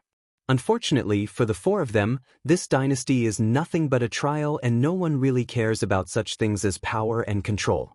Another grade 1 position was the Grand Commandant, which was Li Jun's official position. He was in charge of the entire dynasty's military power, from recruitment, to funding, to military deployment. Wang Wei basically gave all the military power to Li Jun and decided to be lazy. Of course, this was due to the trust he had in Li Jun and the fact that a large military did not play a big role to cultivators like him in this world. With his strength, he could single-handedly destroy an army of more than 1 million soldiers. After his position was established in the conferred god list, Li Jun did feel the increase in cultivation speed, although just slightly. In fact, this made sense. The 8 times increase in cultivation speed is based on the average people of this world. To a talented person like Li Jun, this has little to no effect on him. Not to mention that his cultivation was soon reaching the peak that this world allowed. So, the effect was not significant to him or Wang Wei and Yan Liling. However, Li Jun did benefit from the increase in his comprehension ability. He smiled happily as he could use less time to understand the heaven fighting scripture. The last grade 1 position was called by Wang Wei as the Grand Censorate and was given to Wang Ju. Just like the name implied, this was a position in charge of secretly monitoring both the officials of the dynasty and people from foreign dynasties. This position can be called the Eye of the Emperor. Of all the 3 grade 1 positions, this was the one that Wang Wei placed the most heavy emphasis on. He used Wang Ju's spying ability to monitor all the corruption in his territory and eliminate them. As Wang Wei's purpose is to gather luck, he needed his territory to be free from corruption so that the people's heart can be at peace, and thus stabilizing the luck of the dynasty. Additionally, he needs to be informed of what is going on in different dynasties to prepare for future war. The fastest way to increase luck is to conquer more land and increase the territory of the dynasty. After sealing the 3 of them for their position, Wang Wei spent a few hours sealing other people as well. The whole process took quite some time, then a meeting to report the situation of the dynasty occurred. The Minister of Agriculture stepped to the front and kowtowed in the ground. "I have failed your Majesty's expectation. The grains that you asked me to cultivate have failed." Wang Wei frowned and said, "You can get up. Give me your report on the process." After hearing this, the minister stood up and handed a document and seed to someone on the side, who then handed it to Wang Wei. In fact, Wang Wei hated these tedious processes, but he also knew that it is something necessary to act with certain decorum in formal occasions. Since he is the emperor of a dynasty, it is considered ungentlemanly or impolite to directly receive something directly from his subject. After receiving the paper, he started reading the paper. After conquering the Eastern Rain Kingdom 2 years ago, Wang Wei started to focus heavily on 2 topics, one of which was agriculture. In order to be able to feed the whole kingdom, he spread knowledge on how to properly cultivate the land. Of course, he did not stop there. After giving the people enough time to adapt to these methods, Wang Wei began to use scientific methods to farm. Of course, Wang Wei did not have access to technology from his past life even with his eidetic memory. However, he was still a relatively powerful refiner and array master. As such, he created many puppets to replace manual labor in farms. He created formations to regulate temperature, humidity, and pH of plants. He worked with Yan Liling to create pills that can replace chemical fertilizers. In simple words, Wang Wei used the power of cultivation to revolutionize the daily lives of ordinary people. Of course, many cultivators complained, but Wang Wei used both force and rewards to encourage these people to do the job he wanted them to do. As for the failure that the Minister of Agriculture spoke of, it was because Wang Wei asked his department to use the concept of hybridization to cultivate specific grains that can grow rapidly solely based on the amount of spiritual qi in the environment. The specific crop would be able to absorb spiritual qi from heaven and earth to accelerate the rate that it grows and mature. If the process had succeeded, Wang Wei would set up a spirit gathering array, then plant these seeds and watch as they grow exponentially rapidly, thus increasing the amount of food for the entire dynasty. If he succeeded, he would have accomplished something incredible. Imagine an entire dynasty, No, an entire world free from hunger and starvation due to abundant food and nourishment. This would be quite extraordinary. After reading the paper and analyzing the failed product, Wang Wei sighed for a while before starting to think to himself. It seemed that the laws of science do not really apply to the cultivation world, or at least, not 100%. And maybe I am way over my head. I should think that it would not be easy to make such a heaven-defying thing. What I tried to do was essentially turning something rotten into something magical. Maybe only a great emperor who cultivates the Tao of good fortune could create such a magical seed that can change the course of an entire civilization. Chapter 111. The meeting lasted for quite some time as Wang Wei had many things to review before everyone was dismissed. However, one person remained behind to have a private conversation with Wang Wei. It was Empress Dong Lifan. Wang Wei moved his head to his side and looked at her still sitting in her phoenix throne and asked, "Do you have anything else to say to me?" Dong Lifan then stood up, bowed properly and said, "I would like to thank your majesty for keeping his words and treating the people as well as you do." Wang Wei waved his hand and replied, "Rise. There is no need to thank me. As I said before, this is just a trial to me and doing so will benefit me greatly." "That may be true, your majesty," answered Dong Lifan, still in the bowing posture. "However, I have seen the information about the other kingdoms and dynasties. None of your peers spent so much time and effort on the livelihood of the people. Although the lives of the common people have improved dramatically compared to the changes in our kingdom, and all of this is due to your majesty's divine vision." Wang Wei smiled and held her up. "You can rise now, and I will accept your praise." After setting her down in her throne, he suddenly asked, "I've been wondering, why are you still in the body refining realm 11th layer? With your talent and cultivation resources you have access to, you should have long entered the divine sea realm." Dong Lifan, who was in the process of brewing tea for Wang Wei, suddenly paused and a stiff smile was stuck on her face. Then she continued as if nothing ever happened. "I'm just making sure that my foundation is very solid in each realm, that's all." However, the observant Wang Wei still caught on to her actions and seemed to have thought something. "You are quite ambitious. Not satisfied with having a supreme foundation and wanting to have a Tao foundation instead." Dong Lifan immediately lowered her head after hearing Wang Wei's words. Without looking him in the eyes, she rapidly served the tea, almost spilling on him. Suddenly, an idea appeared in Wang Wei's mind. As such, he reassured her. "You do not need to be afraid or anxious. There is nothing wrong with being ambitious. Unfortunately, the secret to having a Tao foundation is the highest one of my sect. And even with my status, I would be in a great deal of trouble if I revealed it to you, and even this world might be implicated if news were to spread out that I leaked one of the sect's highest secrets." After hearing this, Dong Lifan's head was further lowered, and she even secretly sighed to herself. "Although I cannot tell you how to make a breakthrough," continued Wang Wei, "I can still provide you with some help." Dong Lifan raised her head with a swift motion, then her dreamy eyes looked at Wang Wei with an unknown twinkle on them. Right in this moment, she unknowingly exuded a fleeting and ethereal beauty. "The answer to your problem is actually right in front of you. Luck. The dynasty's luck or fortune has many magical and unimaginable means. If you study it thoroughly, you may find a way to elevate your foundation to the level of Tao. But your majesty, the luck of the dynasty can only be controlled by you alone. Since I have mentioned it, that means I have a way around this.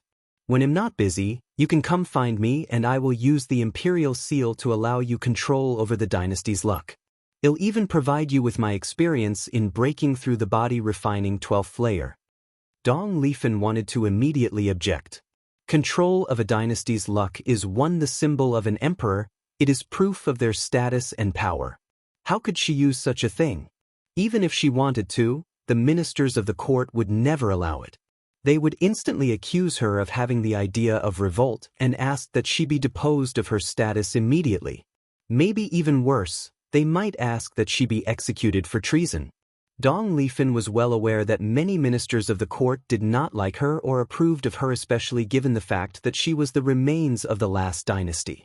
Many people have already complained and asked His Majesty to reduce her status to consorts. Fortunately for her, His Majesty did not care about these people and always ignored him, otherwise her status would be greatly affected. Dong Lifan looked at the calm Wang Wei and realized that he was different from other emperors and he had secretly been protecting her.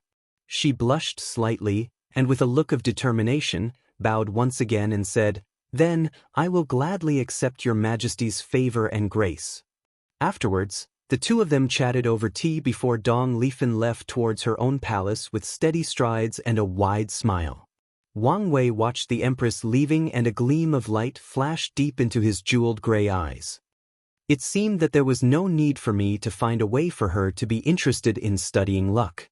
After all, there is no greater motivation than the desire for self-improvement, muttered Wang Wei with a cunning smile on his face. Then he headed to his cultivation room. Meanwhile, after the meeting, both Li Jun and Yan Liling exited the palace together. They looked at the moonlight enveloping the entire capital. Unfortunately, the brightness of the moon was overshadowed by the beautifully lit city. As Li Jun walked and chatted with Yan Liling, he observed how many houses had lamps that illuminate the night. However, the lamps did not have fire burning in them, but exuded powerful lights that can be seen from far distances.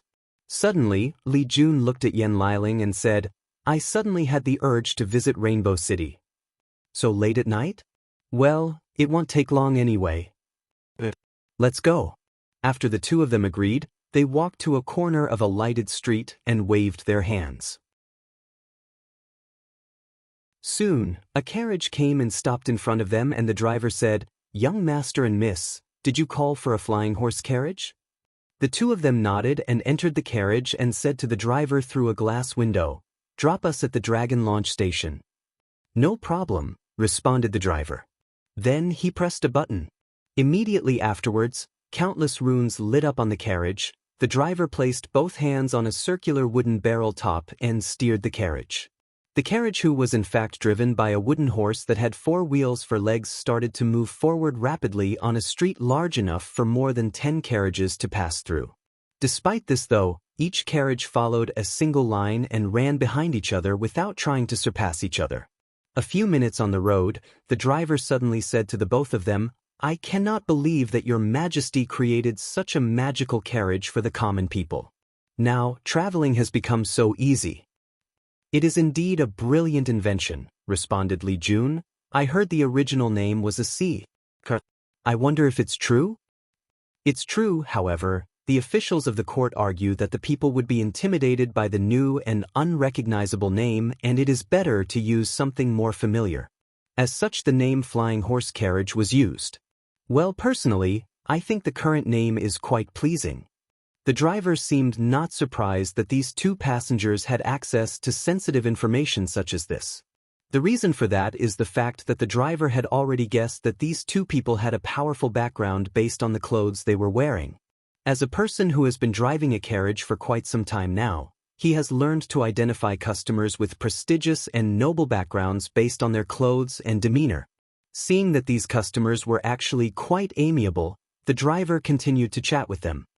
"I have been living in the capital for many years and have experienced many things in my life. But I have never seen a place change as much as the capital did in the past 2 years. You cannot find any dirt or filth in the entire city. There are no beggars lying everywhere. Everyone has proper clothes to wear. And more importantly are those new immortal lamps that can light up by themselves without fire. I can tell you my wife was the happiest when our family bought our first immortal lamp. I only had to save for a month to be able to afford it. You can imagine my surprise when I heard that such a heavenly thing actually cost so little. At first, I thought this was some kind of scam. However, when my neighbor bought his first immortal lamp and told me that the price was actually real, I was so happy that I went to buy a statue of your Majesty to pray for blessing for him." The driver sighed and looked a little distracted for a brief moment before regaining his bearing. "I know that the law of the dynasty does not allow people to pray to His Majesty, but I couldn't help myself. And after I bought the immortal lamp, My son was also very happy. He no longer had to squint in the candlelight when studying.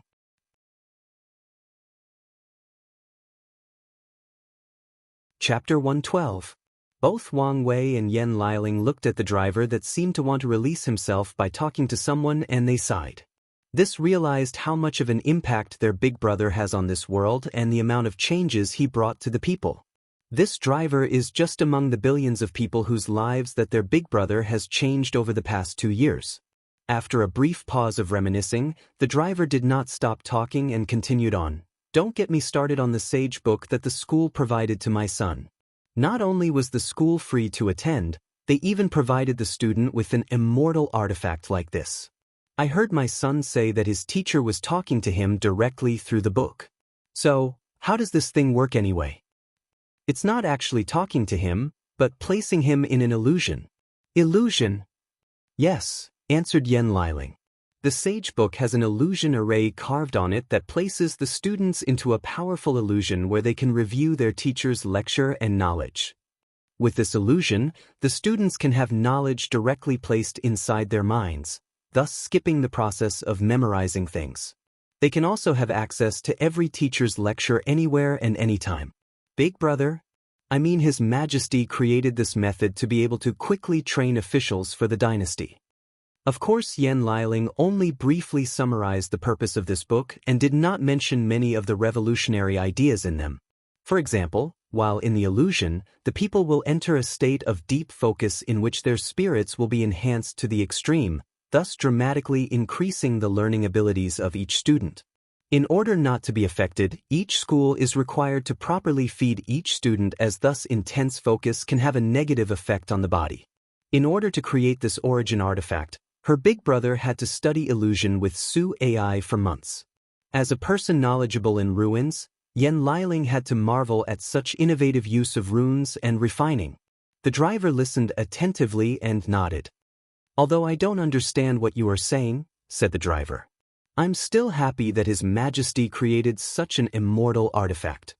Suddenly, Yan Liling frowned and asked, shouldn't you know some of these things? According to the law, each driver of the flying horse carriage needs to be illiterate and pass a test to be able to publicly steer one. The driver smiled with embarrassment and hurriedly answered, I did not go to school to learn, but my son taught me how to read and I passed the test. This is my permit. After saying this, the driver took out a paper from his steering department and showed it to Yan Liling through the glass window that separated them. After checking the permit, Yan Liling nodded and said, it seemed to be a legal one. You must be very intelligent to be able to learn reading on your own. The driver blushed a little after hearing the compliment and responded, at that time, I was still working hard with a normal chariot to save enough money to buy the horse-flying one. I could tell at one glance that this new carriage was going to be the standard from now on, so I wanted to be one of the first people to get one. However, I would have wasted a lot of time if I had to go to school every day to learn, so I just asked my son to teach me in person. Thanks to heaven, no, thanks to His Majesty's blessing, I was able to pass the test and get my license. Both Li Jun and Yan Liling nodded and continued chatting throughout the rest of the journey. A few minutes later, the two of them arrived at their destination, paid the driver and secretly gave him a very handsome red envelope. After the two of them left, the driver muttered to himself, my wife would never believe that such a fairy-like sister actually commented on how smart I am. That old woman never appreciated my wisdom. Hey, I should have listened to my son and bought one of those magical flutes that put other people's voices on them. What was it called again?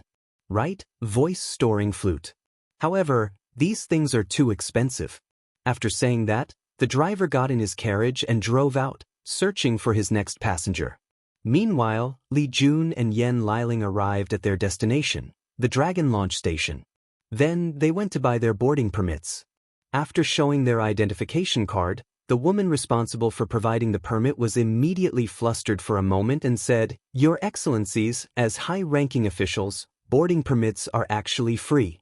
You do not need to pay. However, both Li Jun and Yan Liling shook their heads and still paid for their permits. Then, they waited for a few minutes. Soon, they heard a melodious voice echoing throughout the station. The crawling dragon construct has arrived. All passengers prepared to board and stay away from the doors. After the announcement, Li Jun and Yen Liling saw a wooden construct in the shape of a dragon traveling rapidly on a pre-established track before stopping. Then, many scales on the dragon construct opened up horizontally, following which, countless people exited the construct and left in different directions. Afterwards, both Li Jun and Yen Liling entered the construct. They searched for a while before finding a private carriage with a few people on them. "I cannot believe that puppets could be used in such a way," marveled Li Jun, and with stars twinkling in his eyes. "That's true," responded Yen Liling after sitting down. "Big Brother Wang Wei has been complaining that the transportation methods of this world were so slow and tiring. So, he found a way to improve it. What is more impressive was that he did not just use such marvelous origin artifacts only for cultivators, but found ways to commercialize it by making sure it can be controlled by mortals. However, many of the cultivators in the court object to making cultivating objects accessible to mortals. All of them have such low vision," replied Yen Liling with a sneer on her face. Li Jun looked at his companion with a wry smile on his face. "There is no need to criticize them. Even in our world, the cultivators would react the same way they did.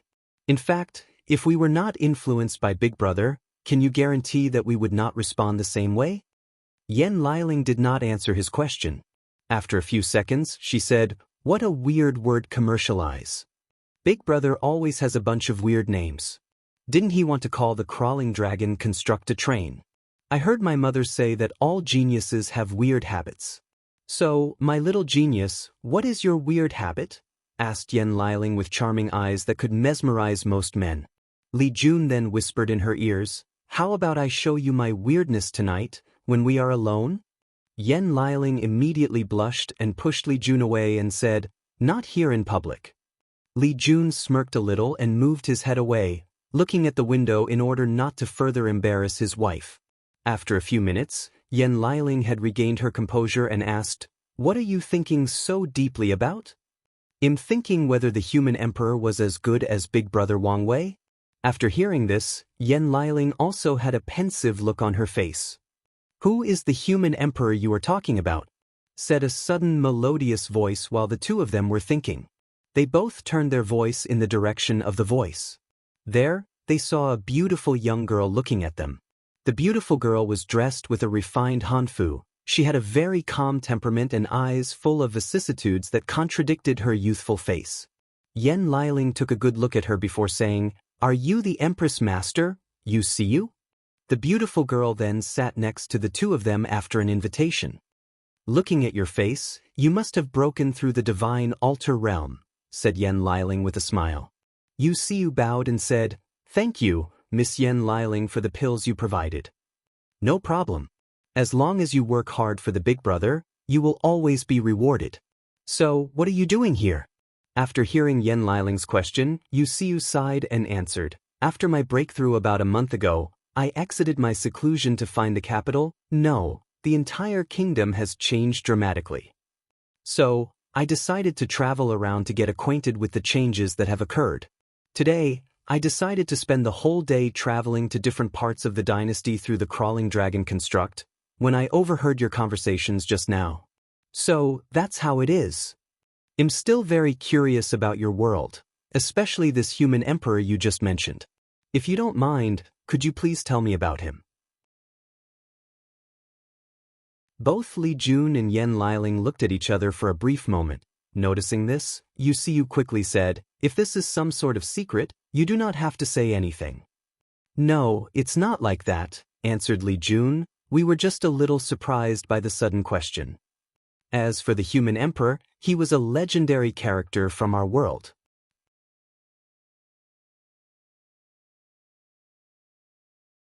Chapter 113. After taking a brief moment of recollection, Yen Liling began to explain the origin and story of the human emperor. "You should have learned about the differences of worlds from the Empress, right?" asked Yen Liling. "Yes, Funner has explained to me the differences between Lower Thousands World and Greater Thousands Worlds. She even mentioned the fact that the world you guys came from is a heaven-will world, which is a world that can give birth to a great emperor, answered Wuxia with a look of envy and yearning in her eyes. Well, as one of the highest levels of worlds in the endless void, you can imagine how long its history stood, continued Yen Liling. In order to properly study it, the cultivators in our world have divided our history into different eras, 9 to be precise. First, there was the chaotic era. However, we do not know much about this era except for the fact that our world was just born and, as such, completely inhabitable by any living creatures, both living and non-living. After that came the primordial era. In that time, heavenly Tao was completed and living beings came to our world. In current time, all we know is the fact that this era was inhabited by many fierce innate life forms such as primordial gods, dragons, and phoenixes. There are rumors that the name of our world's current 5 continents was named after these innate beings. After saying this, Yen Liling paused for a moment and realized that her explanation might take some time and it was inappropriate to be constantly talking the whole time. As such, she secretly elbowed Li Jun, who immediately understood her meaning. As such, he took a few minutes to brew tea for the 3 of them. After serving the tea, he said, "This is some of the Longxue tea that I have secretly stolen from Big Brother Wang Wei." Wuxia smiled happily after hearing this, then drank her tea with a smile on her face. Just having the opportunity to drink this tea again was worth her trip today. I never understood Big Brother Wang Wei's love for Longxue tea. Although it is one of the best teas in our world, there are still many that are as good as it, if not better, commented Yen Liling. That's because you never tasted it when Big Brother used his secret brewing method. I don't know what ingredient he used, but the taste of the tea was magically transformed into something beyond wonders, answered Li Jun with a reminiscent look on his face. I remember the first time that I tasted it. The taste was simply heavenly. Afterward, I spent more than a year pestering him to give me the recipe, but he refused. What's even worse was the fact that he even refused to brew it for me with his special recipe afterwards. If I did not complain to Uncle Wang Tian, he probably would never have brewed the tea for me again. Yen Liling then realized why both Li Jun and Wang Wei were so in love with this tea. It seemed that both of them had their own secret recipe that they shared together. She secretly clenched her teeth and complained about how these guys are leaving her out. She vowed to get her revenge. Li Jun suddenly felt that his companion changed somehow and looked at her, but he did not find anything, so he believed that he must be thinking too much. After taking a sip of her tea, Yen Liling continued her explanation towards Wuxia, who was happily drinking her tea. Where was I again in my explanation? You mentioned your world's different eras in history, especially the primordial era. Yes, the primordial era. After that era came the beginning Emperor era. We do not know much about this era except for the fact that a human by the name of Longguo was the first person to prove the Tao and took the name of the heaven-opening emperor. Then came the void or null era. In fact, in our current era, nothing is actually known about this era, hence the name. However, after years of study, many cultivators believed that a terrifying catastrophe enveloped our world. As a result, all the primordial gods and innate life forms like dragon, phoenixes, and qilin became extinct in our world. No, to be precise, they were gone. What's even worse was that after the null era, the cultivation civilization in our world was completely destroyed or cut off. There were no cultivation techniques, no formation or pill inheritance left. Everything had to start over. Wuxia almost choked on her tea after hearing this. Based on the information that her disciples had told her, she knew how powerful the world of these people is. However, she just learned that something as severe as inheritance being cut off actually happened to them. Immediately afterwards, cold sweat started falling from Wuxia's back. If even such a powerful world can suffer such tragedy, then doesn't that mean her little thousand world could be destroyed at any moment from threats from above? The endless void is really a place of constant danger where anything could happen, thought Wuxia to herself. Meanwhile, Yen Liling continued her story. After the null era, many genius cultivators sought to rebuild the civilization of our world and succeeded. The first of which was the founder of our sect, Wang Qishan, also referred to as Emperor Qiyuan. After creating the origin path cultivating system and spreading it out, he proved the Tao and became a great emperor. Emperor Qiyuan then successful started the ancient emperor era. Founder? Yes, the founder of our sect. Are you saying that the founder of the sect you guys came from created the cultivating method that we are currently using in this world? That's exactly right, answered Yen Liling with a little pride on her face. Meanwhile, a great turmoil was going on inside UCU's mind.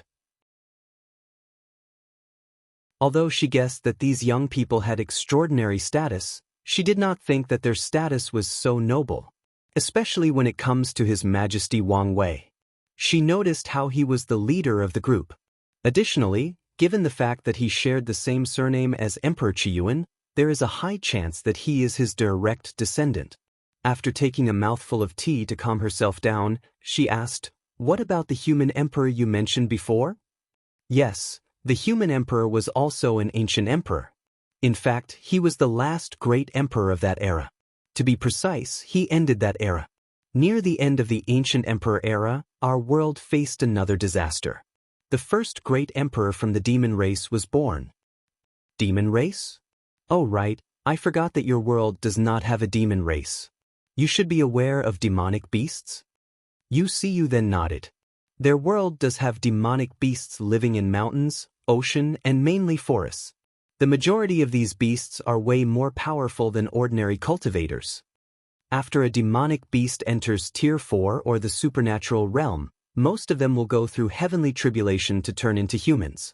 However, some demonic beasts with powerful bloodlines can turn into human shape the moment they are born. However, these demonic beasts are quite arrogant and refuse to acknowledge that they are the same as the other demonic beasts with lower intelligence and bloodlines. As such, they referred to themselves as the demon race instead. You understood her meaning as similar things happened in this word. There is a group of humans who swallowed the blood of demonic beasts and survived the process. This method granted them extraordinary abilities that normal humans or cultivators do not have.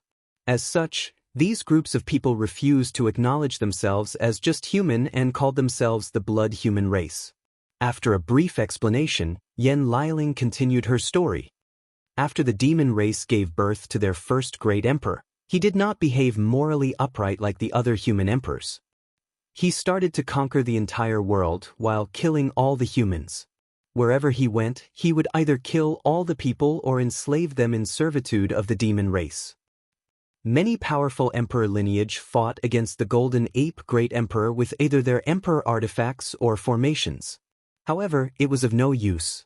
Yen Liling paused for a moment to take a sip of tea. Meanwhile, Yusiu wondered how she could remain so calm about this. The Golden Ape Great Emperor, as the most powerful cultivator of the world at that time, was simply unstoppable. Any people who attacked him would either be killed or suppressed. All the cultivators of our world were desperate and thought that the end of the human race was coming. That was until the human emperor appeared. His origins were unknown and mysterious. However, he came up with a brilliant idea. The idea was to create a fortune dynasty and gather the luck of the entire human race to be able to fight the Golden Ape Emperor. Yusiu had a weird look on her face. She could not understand how this was a great idea as fortune dynasties existed all over this world. You might think that this is just a common idea, explained Yen Liling with a smile on her face. However, you have to understand that fortune dynasties did not exist back then in our world. This was not just an act of creating a country, but the human emperor essentially created or passed down a brand new Tao to our world. Of course, many cultivators today have debated that there might have been methods to create fortune dynasties before the Null Era. However, there is no evidence to prove such a claim. It was then that Yusiu understood the meaning behind the human emperor's action. To her now, the fortune dynasty might be a common thing that she is used to seeing. However, back then, this method was actually quite revolutionary and extraordinary. Not just anyone could actually think of something as brilliant as this, especially given the dire situation the human emperor was at that time.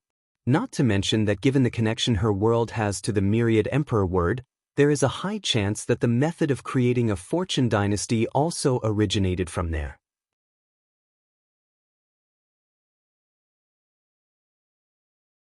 Chapter 114. Yen Liling looked at Wuxia and realized that she understood the significance of the human emperor's plan back then.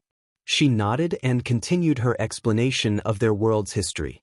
After the human emperor came up with this idea, many powerful cultivators and sects agreed with him. They worked together to create the first and only unified dynasty of our world, the Great Qin dynasty.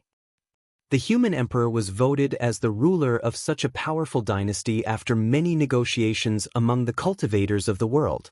With the power of luck of the entire human race, the human emperor was able to fight head-on with the Golden Ape Great Emperor despite being in the supreme realm. Or at the very least, he could keep him from interfering in ordinary people's battle.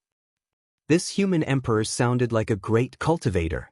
So what happened with the war between the two races? Asked Wuxia with intrigue. Without the Golden Ape Emperor's intervention, the human army fought a harsh and terrible war with the demon race.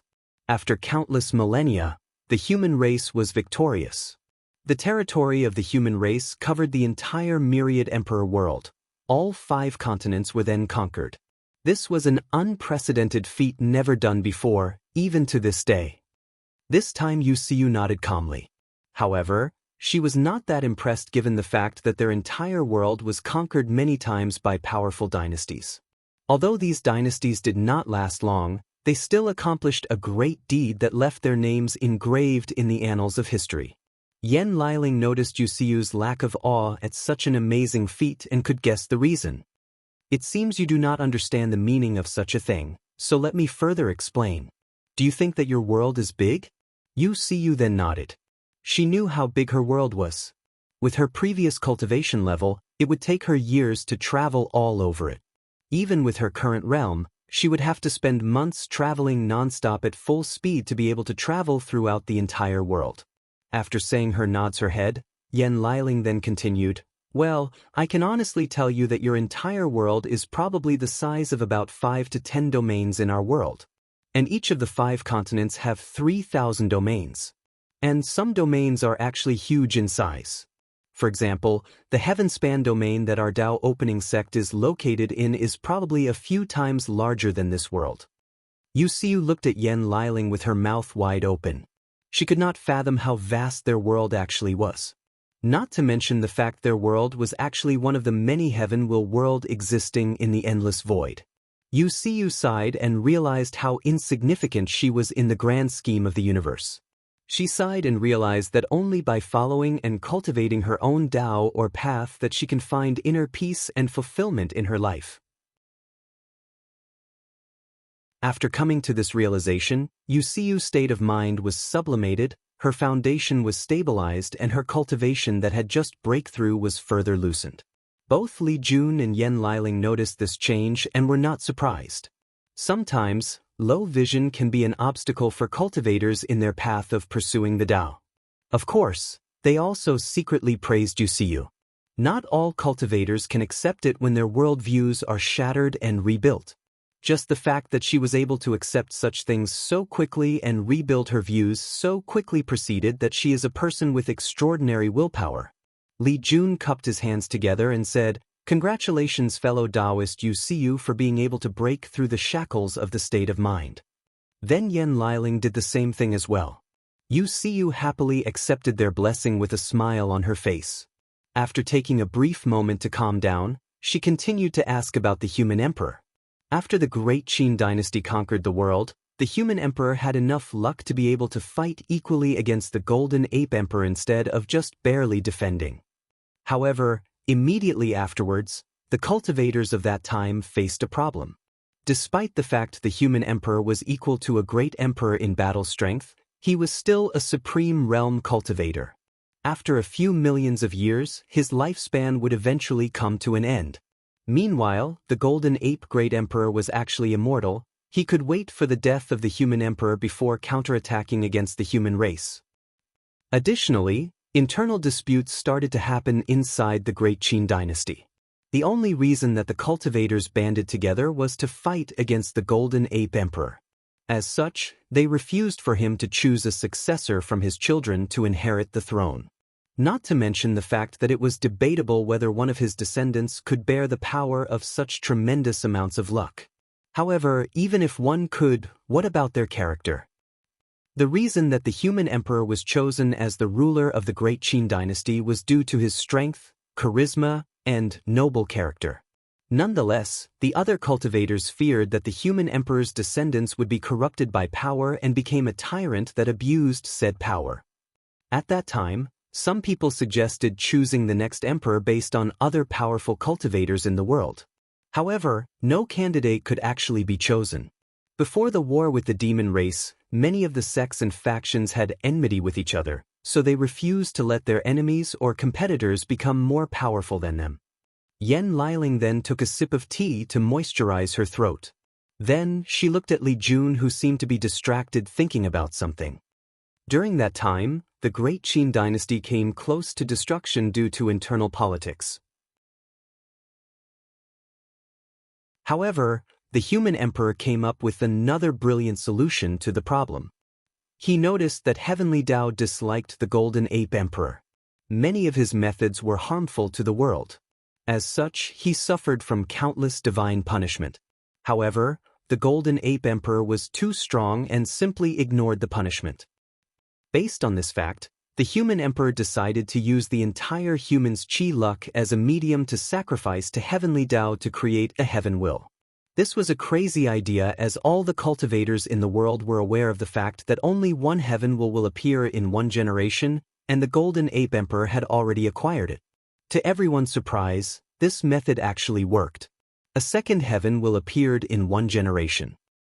Soon afterward, the human emperor proved the Tao and became a great emperor. In fact, even the title of human emperor was granted to him by Heavenly Tao itself. Both Yan Liling and Yu Xiu sighed. Hearing this story felt like listening to a mythical story written solely for the purpose of entertainment. The human emperor sounded like the protagonist of a legendary tale. What happened after that? What happened to the Golden Ape Emperor and the demon race? Asked Yu Xiu. According to records, the human emperor had a fierce battle with the Golden Emperor after proving the Tao. In the end, he managed to kill the Golden Ape Emperor. After hearing this, Yu Xiu gasped out loud as her worldview was once again shattered. She just learned that the most powerful and noblest of beings, a great emperor, was actually killed. Yu Xiu and all the cultivators of the world always pursued being a great emperor. Although all of them did not even know what a great emperor was, including Yu Xiu, until the extraterrestrial demon came to this world, they still imagined it as this being powerful beyond measure, beyond comprehension, beyond imagination. And the way they described and imagined a great emperor was even proven to be true by these foreign cultivators. No, it was proven to be more than they believed. However, Yu Xiu just learned that these powerful beings could actually be killed. How could she not be shocked? However, after taking a few minutes to think about the situation, she realized that it made sense. Only a powerful cultivator on the same level could actually accomplish such a feat. After taking a few minutes to calm down, she asked, "What happened to the demon race afterwards?" After the fall of the Golden Ape Emperor, the majority of human cultivators wanted to exterminate the demon race to prevent such tragedy from happening again. However, the human emperor disagreed. He argued that humans should not be the sole race in the world, that we need powerful competitors to keep us vigilant, otherwise, we will become prideful and arrogant, thus stop making progress. And the demon race was the perfect opponent for the human race. As such, instead of killing all of them, the human emperor banished the demon race into the weakest continent of the world, while leaving the other continents for humanity. However, the human emperor also did not want his race to face a similar situation in the future, so he took preventive measures. He sacrificed the entire luck of the great Qin dynasty, who at that time embodied the luck of the entire human race, and created a powerful formation. This formation, known as the Human Preservation Array, encircled the entire myriad emperor world and served only one purpose: to protect humans from powerful alien races in times of need. After the human emperor disappeared, each emperor after him would further strengthen this formation, ensuring the protection of the human race. Of course that was until the Devil era, but that's a completely different story. Wuxia sighed as she pondered how vast and brilliant the world these people live in. Then, she remembered the promise that His Majesty made to her disciple and was quite excited for the future. After chatting with the two for a while, Wuxia arrived at her destination and left the crawling dragon construct with a delightful smile on her face.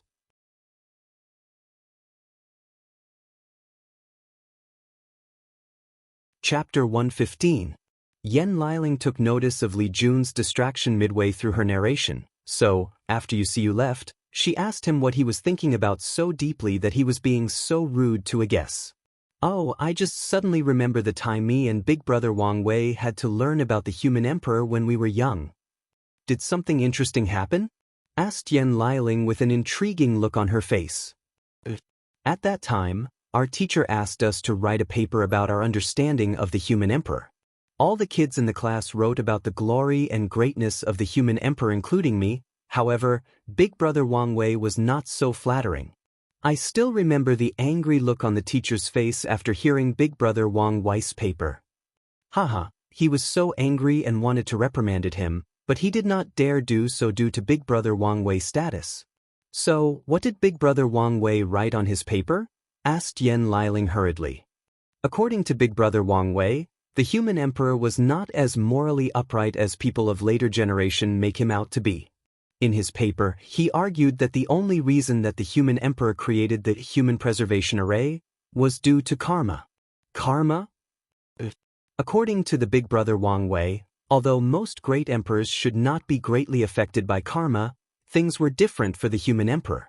As a person who only managed to prove the Tao by sacrificing the luck of the entire human race, he was indefinitely bound to the human race and to the myriad emperor world through karma.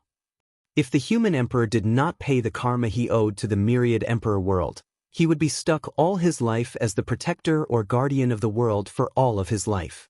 "You mean similar to the devil emperors?" suddenly asked Yan Liling with a shocked look on her face. "Exactly," said Li Jun before continuing. Big Brother Wang Wei said that the human emperor used the human preservation array to remove the binding that humanity's chi luck had on him and repay the karma he owed to our race and to the world. He even went as far as arguing that the reason that the human emperor did not want to exterminate the demon race was not because of the reason he argued, or at least, not the main reason.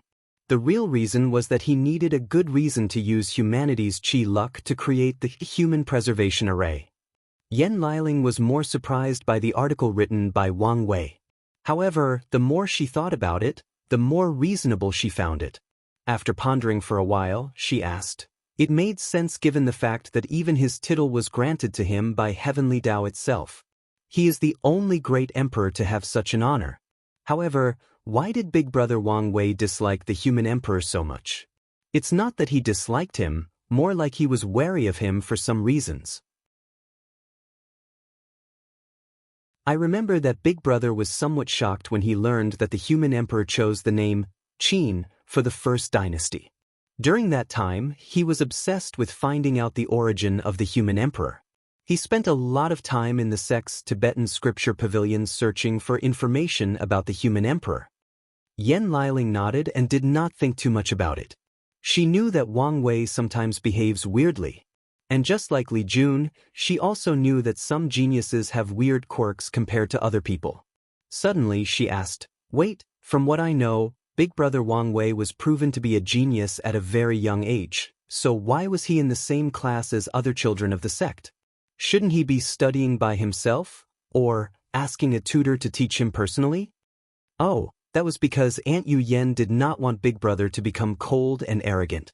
As such, he forced him to attend the sect lessons together with the other children of different branches. Yan Liling nodded, then the two of them started talking about different topics, then they suddenly heard a voice. "Attention to all passengers, the next stop Rainbow City will arrive in about 30 breaths. Please prepare to descend the crawling dragon construct." After the voice repeated itself 3 times, it stopped. Immediately afterward, both Li Jun and Yan Liling got up and walked to the closest scale of the construct and waited. Meanwhile, they overheard a conversation between a couple next to them. Why didn't you buy a permit for the soaring phoenix construct instead? Asked the woman. Honey, competition has been fierce these days at work and I could not afford a noble permit for the soaring phoenix construct, responded the man. What about the merchant permit? I tried to buy one, but all the seats were already bought. And I knew that you did not like to travel in the common aisle, so I could only do the next best thing and travel through land in the crawling dragon construct. After hearing her husband's explanation, the woman snorted at him and decided to ignore him for a while. Meanwhile, the man smiled wryly while scratching the back of his head. After a few breaths, the construct stopped and the designated scales opened. Both Li Jun and Yan Liling smiled at the couple's conversation and descended while holding arms with each other. After leaving the launching station, Li Jun looked at the brightly lit city in front of him and at the station behind him. He sighed and said, I'm going to miss all these new inventions when we return home. Well, you don't have to worry about transportation since we have teleportation formations back in our world. You can go anywhere instantly, replied Yan Liling. Do you think it is the same experience riding a crawling dragon construct and teleporting instantly? Yan Liling did not say a word. Furthermore, you should understand that our daily life has been fundamentally changed and improved by Big Brother. It is not the same thing back in our world. After being silent for a brief moment, Yan Liling then answered, Didn't Big Brother Wang Wei promise to bring back all these changes to the domains controlled by our sect? Yes, that's true. But I have a feeling that things will simply not be the same. You do not need to worry too much about such a thing, replied Yan Liling. After all, we are cultivators. Only by being in tune with nature, with heaven and earth, with the Tao can we walk further in our path. Li Jun pondered her words, then nodded in agreement. Afterwards, the two of them went on a date throughout this beautiful city known for its wonderful sceneries. Meanwhile, back in the palace, after the meeting, Wang Wei entered his cultivation room and activated all the formations. He sat cross-legged and started cultivating. On his divine altar, 365 divine veins could be seen perfectly carved. This means that Wang Wei had reached the peak of the divine altar realm and was only one step from breaking into the supernatural realm. Wang Wei looked at the divine veins on his altar and started thinking. As a person who cultivated an emperor's scripture, he cultivated a Tao foundation. To be precise, with the help of the origin path scripture, he cultivated the perfect Tao foundation. From the information he has read back in the sect, all the other techniques that cultivated the Tao foundation are not perfect. After carving the 365th divine vein, a crack will appear on the cultivator's divine altar. Many emperor lineage will have ways to fix that crack, but even after fixing it, it will still leave some marks no matter how small it may be. This symbolized the fact that nothing under heaven and earth is perfect except maybe heaven itself. The only people that can achieve perfection are the ones blessed by heavenly Tao, hence the reason that the origin path scripture allowed cultivators to achieve perfection. This was a reward by heavenly Tao to Emperor Qiyuan when he spread the method of cultivation to the world. This was one of the merits granted to him. Despite this, not all cultivators can actually achieve a perfect Tao foundation after cultivating the origin oath scripture. Certain talents are needed for that. According to what Wang Wei knows, in the past few generations, only him, his father and great elder Yan may manage to cultivate a perfect Tao foundation. Even his grandfather failed to accomplish such a thing. As for Wang Wei, he was not satisfied with just having a perfect Tao foundation and wanted something more, something better. And he succeeded when he broke through the 13th layer of the body refining realm and had an ever-expanding divine sea. As such, he called his foundation Transcendent Perfection or Transcendent Tao Foundation. Now that he had entered the peak of the divine altar realm, he began to ponder how to achieve such transcendence. Since he did not have a precedent to follow, Wang Wei had to create his own way. After many years of contemplating, he found a method and decided to try it now. More importantly, he had a hunch that he would succeed.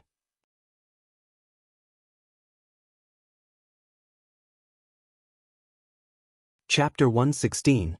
After contemplating for many years, Wang Wei decided to engrave divine veins not just into his divine altar, but also into his soul. If he succeeded, his control over spiritual qi would reach an unimaginable level, and he could also guess that there would be further benefit when he entered the primordial spirit realm. However, there was still a problem that needed to be solved: how to gain access to the soul. Only cultivators who have opened their Niwen aperture and have their own sea of consciousness can have easy access to their souls. And only in the supernatural realm did cultivators open up their Niwen aperture. However, this problem was not so difficult for Wang Wei. As a person who knows how it feels like to live solely in the form of the soul, he has a great deal of understanding about it. As such, Wang Wei closed his eyes and concentrated. He imagined himself before he was reincarnated back on Earth, when his body was destroyed and he was left with only a soul floating in the vast and limitless space. After an unknown amount of time, Wang Wei found himself in a small and dark space. In the middle of the space was a cloud-like fluffy thing floating there. Instinctively, he knew that this was his soul. After close examination, he discovered to his surprise that his soul was actually purple with a few gray outlines around the edges. According to the information he learned, souls are usually white as a symbol that all beings are innately pure and good. A soul can also change color. For example, an red and dark soul represents that a person has committed countless sins and is heavily entangled by karma. There are soul cultivating methods that also turn the soul into a different color. However, the color is usually golden. As for a purple-colored soul, he has never heard of it. He guessed that the gray outlines had to do with his fate puppeteer physique or the fragment of fate law, but he was clueless for the purple color. Suddenly, Wang Wei remembered how the clone of the battle-maniac emperor once said that his soul had the quality of paragon. Maybe that is the reason for his soul being purple. After scanning his memory again, Wang Wei realized that his soul started to change color when he absorbed all the blue lights that were floating in the endless void when he was swallowed by the space crack back on Earth. At that time he was so focused on reaching the next blue spot that he did not really pay attention to this detail. Wang Wei secretly blamed himself for how much of an idiot he was for not realizing that these blue spots were extraordinary and that his soul was probably more mysterious and enigmatic than he previously thought. According to knowledge he knows about the soul, an ordinary mortal soul cannot last long after leaving the body. The soul is yin in nature, while the sun is yang in nature. If a soul were to touch the yang sun, it would be obliterated immediately. Not to mention the fact that the soul needs energy or nutrients to sustain itself, which the body provides. Only cultivators' souls in the primordial spirit realm can sustain themselves without the need of a body. And that is only because at that time, the soul has transformed into a primordial spirit. However, even then, the soul or primordial spirit can only last a few months before fading away, unless other measures are taken. Only cultivators in the saint realm can actually abandon their bodies and survive only as a soul entity. As for Wang Wei, he could tell that he spent a very long time floating in space or void after being swallowed by that space crack. It was only after reviewing his memory that Wang Wei realized that he might have spent eons floating in that endless voice. And only his will and desire for survival that made him ignore the passage of time. Otherwise, he might have been driven crazy before he reached his destination. And those blue spots not only provided Wang Wei's soul with a terrible amount of lifespan, but also strength to be able to exist in such a terrible environment for such an extended period of time. And it seems that the blue spots also provided his soul with an incomparable quantity and quality. After pondering these things, Wang Wei suddenly stopped as he noticed something odd or different about his soul. So, he went back to his memories again and checked right before he entered the bright light, right before he reincarnated in the myriad emperor world. He realized that his cloud-like soul was actually massive in size, especially when compared to the current size of his soul now. It was almost like comparing planet Earth with the size of the Milky Way galaxy. After frowning for a while, he guessed that most of his soul had probably decreased in quantity after going through the process of reincarnation. Or even better, this might be the reason that he kept the memories from his past life. Wang Wei theorized that he himself might have decided to sacrifice the quantity of his soul in order to retain the memories from his past life.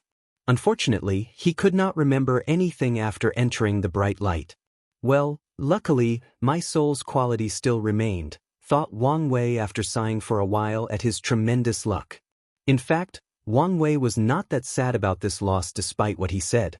There is a clear correlation between the soul and the body. As strong as one is, the other has to be strong enough to bear the other. If Wang Wei was born with such a powerful soul, his body would not be able to bear it and cause him a great deal of trouble. Of course, his soul would slowly strengthen his body until he can actually carry it, just like a strong body will strengthen the soul. However, in the process, Wang Wei would probably be quite miserable. With such a powerful soul, his body and mind would not be able to function properly and he would be labeled as intellectually disabled. And with how strong his soul was, it would have taken thousands upon thousands of years to strengthen his body to the level that he could function properly. And that's just a mild estimate. After taking a deep breath to calm himself down, Wang Wei began the process he needed to do in the first place. With a sudden thought, he began to engrave divine veins on his soul, just like he did on his divine altar. Of course, he did not inscribe random veins on his soul. No, as he was aware of the fact that divine veins will in fact be combined together into origin pattern on the ancient lamps in the supernatural realm, he organized his soul divine veins to perfectly fit or connect with the ones in his divine altar. After engraving another 355 veins on his soul, Wang Wei stopped as he realized that any further ones served no benefit to him and would be just a waste of time. Any more veins would affect the creation of his origin pattern and also provide no further increase in strength. After finishing his engraving, both the divine veins in his soul and his divine altar shined together, and a profound connection was formed between them. Wang Wei opened his eyes and he saw the world completely different from before. For one thing, he could physically see spiritual qi floating and dancing in the air with his eyes. The spiritual qi seemed to be alive and noticed Wang Wei's presence and flew towards him and entered his body without him even asking. He felt that he had a tremendous affinity with spiritual qi. And with this affinity came a terrifying control. In order to test his theory, Wang Wei secretly left the palace to an inhabited mountain. He activated all his 720 divine veins and controlled the spiritual qi around him. Instantly, Wang Wei flew straight into the sky with steadiness and without pause. And his speed was actually quite fast. Although he could not actually reach Mach 1 like supernatural realm cultivators, he could still fight properly in the air. Furthermore, compared to how he almost fell from the air due to low spiritual qi when he first tried to fly in this world, the process was too easy this time. Without hesitation, Wang Wei flew straight through the sky, almost reaching the stratosphere, then he looked at the world under his feet.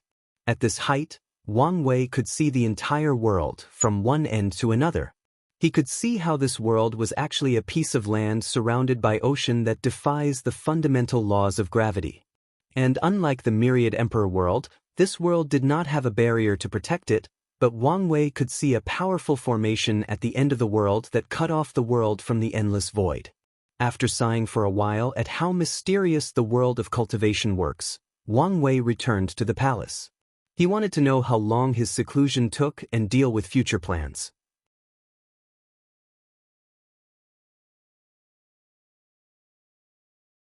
Chapter 117. While Wang Wei was in retreat to create his transcendent Dao foundation, many of the other heaven chosen of this trial took notice when a new fortune dynasty was created. Great Zhou Dynasty, Royal Palace. Ji Song wore a yellow dragon robe with a crown on his head.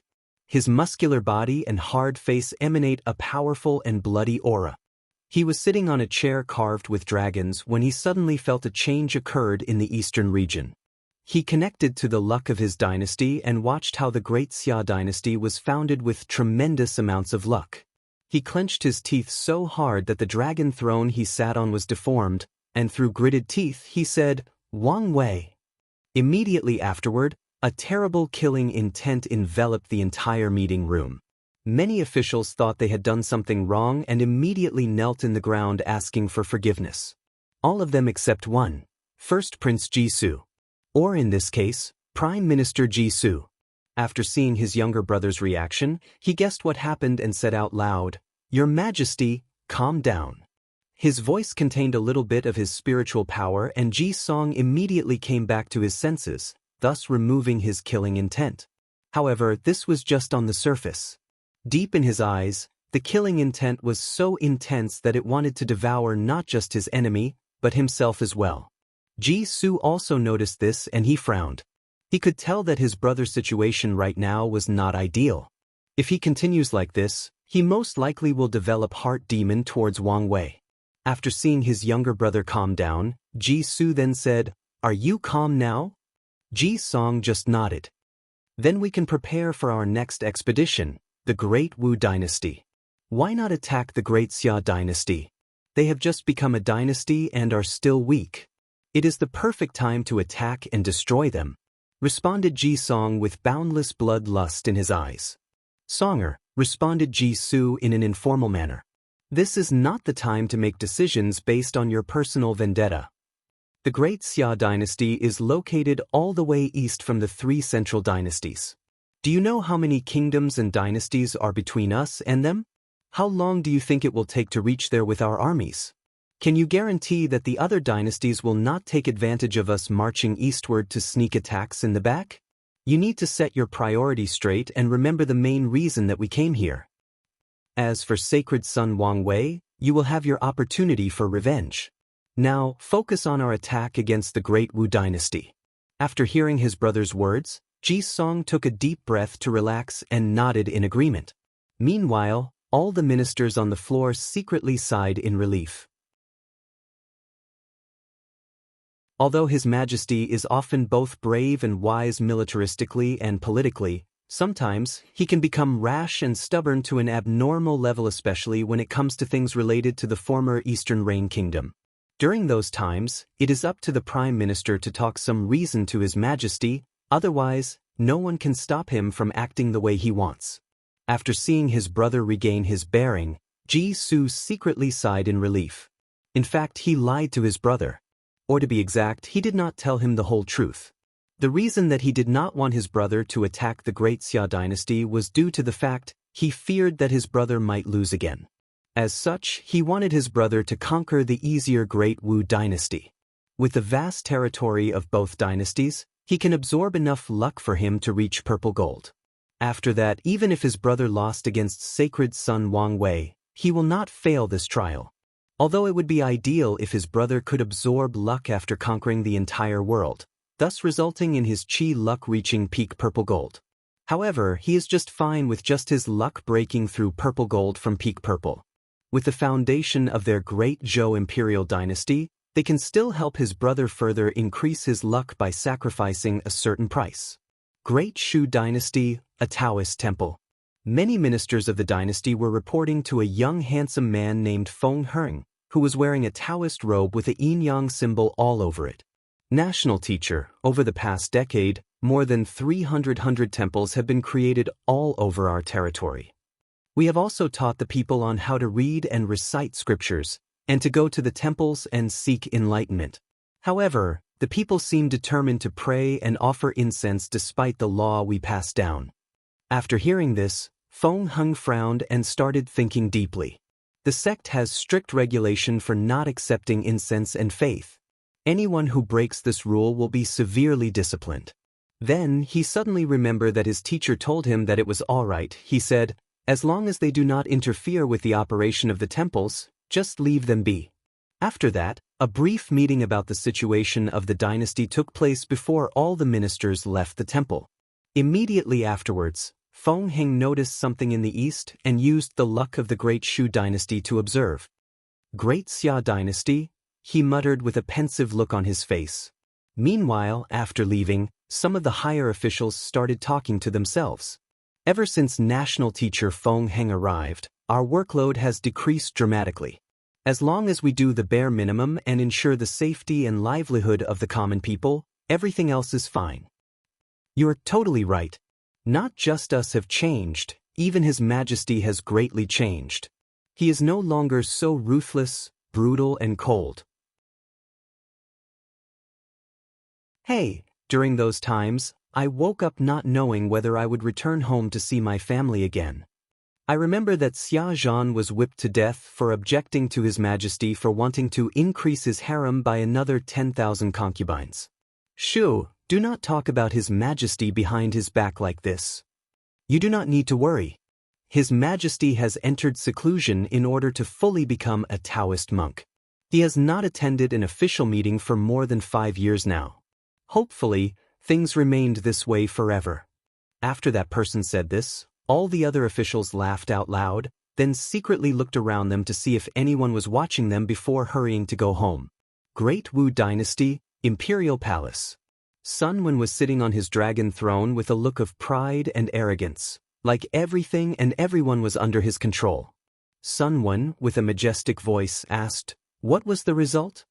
One official stepped up and answered, "The nobles have accepted your Majesty's bargaining. They will each choose a beautiful daughter from their main branch and send them to the palace. However, they demanded that His Majesty sign a soul contract before they could fulfill their end of the deal." Sun Wen frowned after hearing this, then waved his hand. Immediately afterward, someone handed the contract to him. After taking more than 1 hour reviewing every inch of the contract, he smiled happily and signed it with his blood. After that, the court meeting was over and all the officials left the room, leaving only one person, Third Prince Su Jialong, who is currently known as the Legion Commander of the Great Wu Dynasty. "Big brother, why do you have to play with these nobles like this?" asked Sun Jialong. "We have already determined that the previous monarch killed all the supernatural realm cultivators of the noble family. We could have just killed all of them. My little brother, you do not understand the intricacies of politics. Look, with just a few minor promises, the nobles of the dynasty have handed over to me all the military and political power in their hands," replied Sun Wen with a cunning look in his face. "What's more, I did all of this without shedding a single drop of blood or wasting any resources for military deployment. This is a great achievement. But big brother, aren't you worried that the nobles will betray you in the future?" "Of course not. I have already sent people to secretly infiltrate these noble families and spy on them. Additionally, as long as the political power of the dynasty enters my hand, it will only be a matter of time before I have total and absolute control over the entire dynasty." Looking at the prideful look on his big brother's face, Sun Jialong secretly shook his head. From experience, he knew how these nobles thought. Without placing the fear of heaven on them, they will do absolutely anything for power. The so-called handing of power is probably nothing but doing so in public, while secretly controlling the dynasty under his big brother's nose. Even if his big brother replaced all the high levels of the dynasty, how does he know the people he replaced them with are actually loyal to him? In the past 10 years or more, instead of cultivating loyal subordinates for himself, his big brother has just been promising people with benefits from their worlds in order to rally people to support him. In fact, this method should be fine, but, knowing his big brother, Sun Jialong realized that there is a high chance that these are just empty promises. And, couldn't these old foxes of this world that spent their entire life in the court tell what kind of person his big brother was? It seemed to Sun Jialong that his big brother had gravely underestimated the wisdom of the people of this world. Just because they are weak does not mean that they are not intelligent.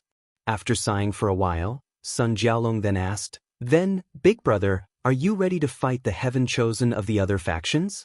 Now that the great Xia dynasty has been established, all the major players should be ready to fight on the big stage?" After hearing his little brother's words, Sun Wen looked at him with weird eyes, then shook his head. "Little brother, this is the reason that I say you are not tactically minded. Why should I fight with them personally?" "Big brother, what do you mean?" "Before coming to this trial, I have secretly contacted the Death Order Palace and formed an alliance with them," responded Sun Wen with a devilish smile on his face. However, Sun Jialong on the other end was frowning after hearing this. As such, he asked, "Doesn't that violate the unwritten rule of not secretly assassinating each other's heaven chosen? If the person doing the assassination belonged to the younger generation, then, of course, it does not violate the unwritten rule," replied Sun Wen with a smirk look on his face. After this, Sun Jialong sighed and left the courtroom, heading back to his own manor. Afterward, Sun Jialong sat cross-legged and started pondering the situation of the Great Wu imperial dynasty. As a matter of fact, their dynasty is currently in dire straits. Their imperial dynasty has cultivated 4 great emperors, but one of the biggest hidden secrets of the dynasty is the fact that only the founding emperor of their dynasty was actually a true great emperor. All the other 3 were in fact pseudo-emperors. Which means that despite having acquired the heaven will, their Tao hearts were not strong enough to bear it. As such, these pseudo-emperors are even weaker than the weakest of true emperors. As a matter of fact, even the emperor scripture that they created is in fact incomplete. So, technically speaking, the Great Wu imperial dynasty only has 1 emperor scripture. Sun Jialong knew that the reason for this situation is due to the fact their dynasty places too much emphasis on using schemes and plots. In any situation, the first instinct of their people is to use schemes to kill their enemies. And if that does not work, then they will fight. And if the enemy prove to be more powerful than them, then they would run away or strategically retreat. Many of the people of the dynasty noticed this problem and ought to change. They believed that in the future, the people of the dynasty should behave more bravely and upfront, just like the martial great emperor, the first emperor of their dynasty. However, the majority of people disagreed. They argued based on the fact that their own way has produced more than 3 great emperors. Additionally, according to these people, a pseudo-emperor is still an emperor. Due to different ideologies, 2 different factions have thus formed inside the Great Wu imperial dynasty, constantly fighting and competing with each other. After thinking about these things, Sun Jialong sighed and took out a sword from his space ring. The sword looked dull and rusted, like it would be broken or fall apart the next moment. On the sword, the character for human was inscribed vividly on it. After looking at the character, a fierce light flashed across Sun Jialong's eyes as he had just made a very important decision. "I'm sorry, but this is all for the future of the Great Wu dynasty," muttered Sun Jialong under his breath.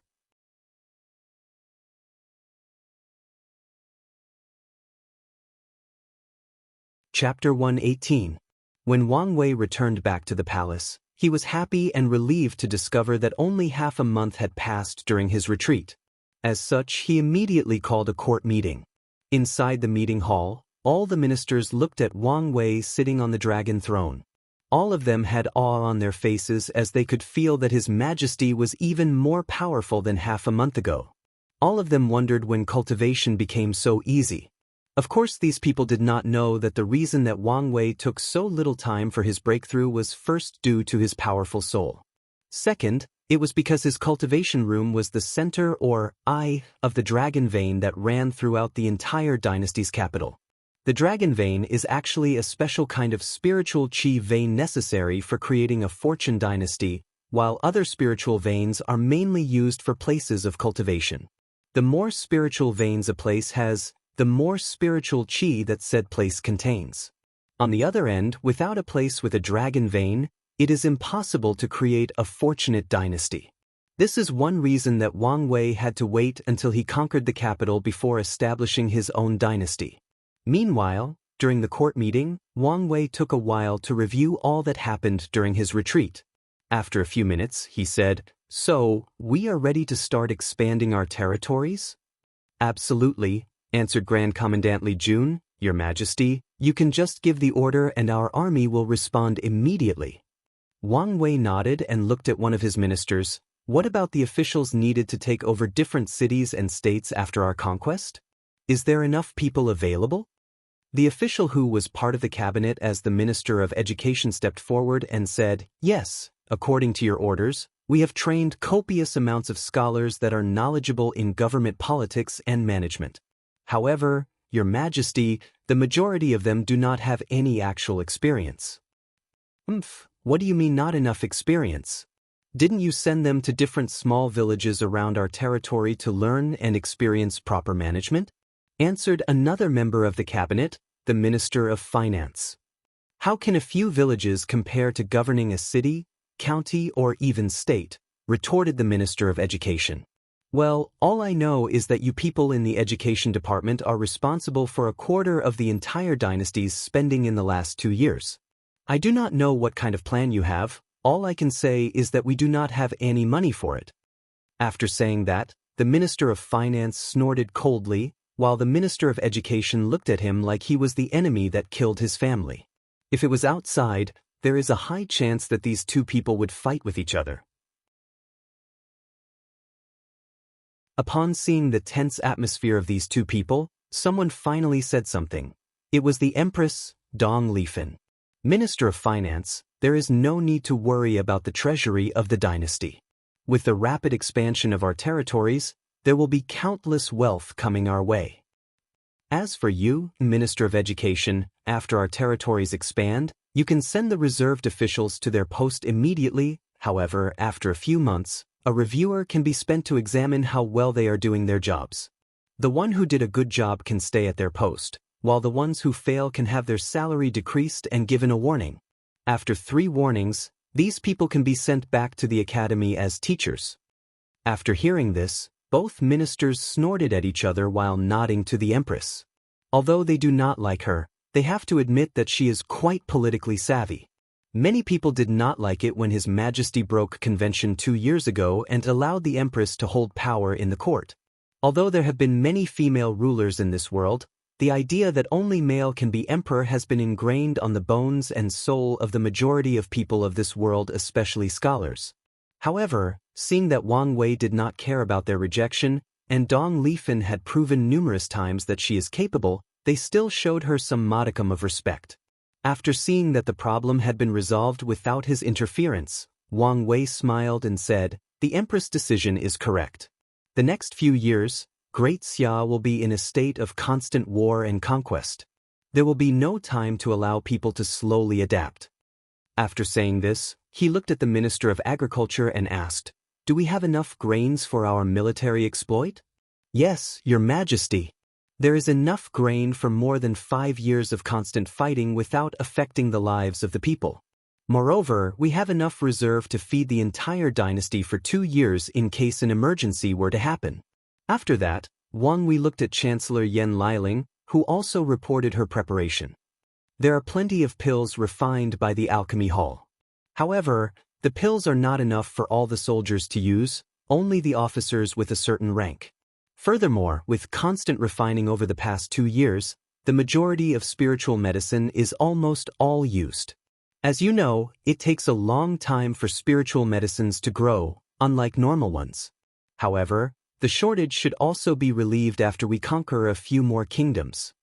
Wang Wei secretly nodded as he could always count on his team when it comes to doing things properly. The next person he looked at was the head of the refiner hall. After seeing the gaze that locked him in, the head of the refiner hall smiled wryly and said, "Your Majesty, our situation in the refiner hall is actually more dire than the alchemy hall. Due to the fact that we publicized puppet constructs and origins artifacts during the past 2 years, the entire dynasty is in great need of all kinds of spiritual materials. Whether it is woods, metals, or rocks. We overused most of the spiritual ores that we had available in construction. I hope that when the Grand Commandant conquers the first kingdom that he placed more emphasis on these materials first and sent it back to us in order to relieve our pressure in the refiner hall." Li Jun nodded after hearing this, which made the head of the refiner hall quite happy to the ire and envy of the other officials. However, both Li Jun and Wang Wei ignored these people. Afterwards, Wang Wei asked Grand Censorate Wang Ju, "Did Su AI manage to infiltrate the Great Shu dynasty?" "Yes, Miss Su AI did succeed in her infiltration," replied Wang Ju calmly. However, things seemed more complex than previously anticipated. "Well, how so?" "His Majesty, according to the information we received, Taoism has greatly developed throughout the entire Great Shu dynasty. As Taoism focused on being pure and indifferent, not a lot of people are in fact interested in attending brothels. As such, our source of information is greatly reduced. What's even worse is the fact that the emperor of the Great Shu dynasty has denounced worldly affairs and entered seclusion to become a Taoist monk. From then on, All the court meetings took place in a Taoist temple habited by one of your majesty's peers. Our agents dare not enter the temple. Furthermore, the officials of the Great Shu dynasty have a great deal of respect for him, so they do not easily speak about him in public or in private. However, we did get some information. His name is Feng Heng and he is the Dao child of the Tai Profound Gate. Wang Wei looked pensive after hearing this news. He was not surprised by the fact that this person was from the Tai Profound Gate, as he had already guessed such. The Tai Profound Gate is a pure Taoist sect in the Myriad Emperor world who has cultivated 7 great emperors. Their founder, the absolute beginning great emperor, is considered one of the greatest emperors ever cultivated in the Myriad Emperor world. However, the reason he paid so much attention to this heaven chosen was not because of his background, but because he always felt there was something wrong with this guy. Despite only meeting once through the luck dragon of the Great Shu dynasty, he always had a weird feeling towards this guy. After pondering for a few seconds, Wang Wei then asked, "Anything else?" "Yes," answered Wang Ju before continuing. "A few days ago, we received news that a delegate from the Great Zhou dynasty was heading towards the Great Shu dynasty. However, we currently do not know the reason for such a visit. Many of my subordinates theorized that Crown Prince Jisong wanted to form an alliance. However, given the arrogance of each heaven chosen, this is very unlikely." Wang Wei nodded in agreement with Wang Ju. With the pride of these people, even if they decided to form an alliance, they will first fight for who is the leader of said alliance. After Wang Ju finished her report, it was Li Jun's turn next. He waved his hand and a military map appeared in the middle of the courtroom. It was similar to a 3D hologram. Then he started to explain his marching strategy.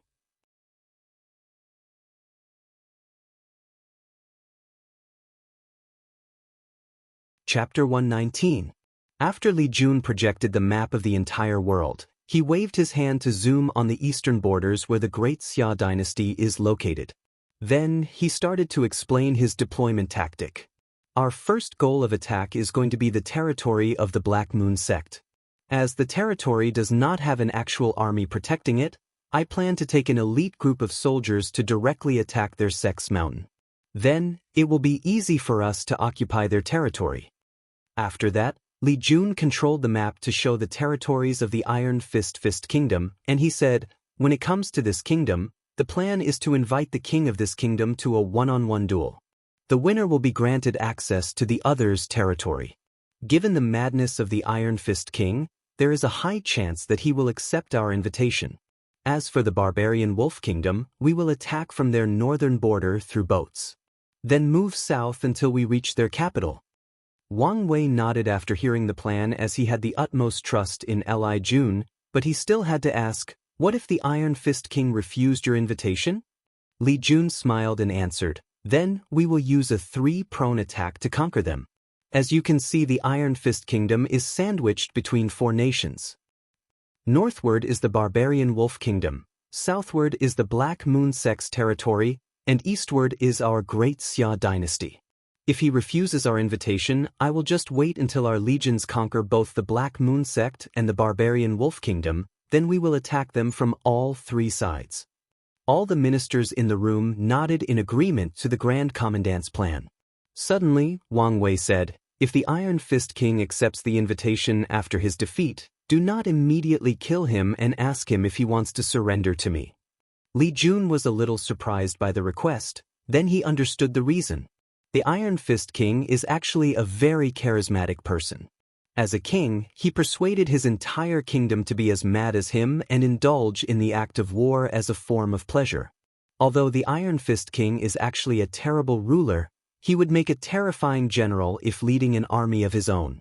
Especially if he is provided with the resources of the Dao opening sect. Li Jun became excited after thinking about this possibility. At first, he was going to let one of his number generals to fight the Iron Fist King because they had already broken through the divine altar realm, but now he changed his mind. Li Jun then nodded in excitement, then finished his military briefing. Soon afterward, the official court meeting was over and everyone left with the exception of Empress Dong Lifen. Wang Wei did not waste time and took out the conferred god list and the imperial seal, placing the seal over the empress title, thus handing over the control of the dynasty's Qi luck dragon to Dong Lifan. Under the help of Wang Wei, Dong Lifan's orange Qi dragon blended with the dynasty's luck and started studying it. In fact, Wang Wei was not surprised that Dong Lifan had an orange dragon for luck given her talent. As a matter of fact, if she was born in the Myriad Emperor world, her luck would have probably rivaled his and all the other heaven-chosen fit to fight for the heaven mandate. Wang Wei guessed that if Dong Lifan returned to the Myriad Emperor world with him, the Eternal Dream sect will offer the Dao Opening sect a bunch of rare resources in order to acquire her. That's how valuable her dream manifestation soul talent was. While Dong Lifan was engrossed by the power of luck, a gray light flashed through Wang Wei's eyes. Then his soul secretly connected with Dong Lifan. Then he started to experience how she connected, controlled, and understood the dynasty's luck.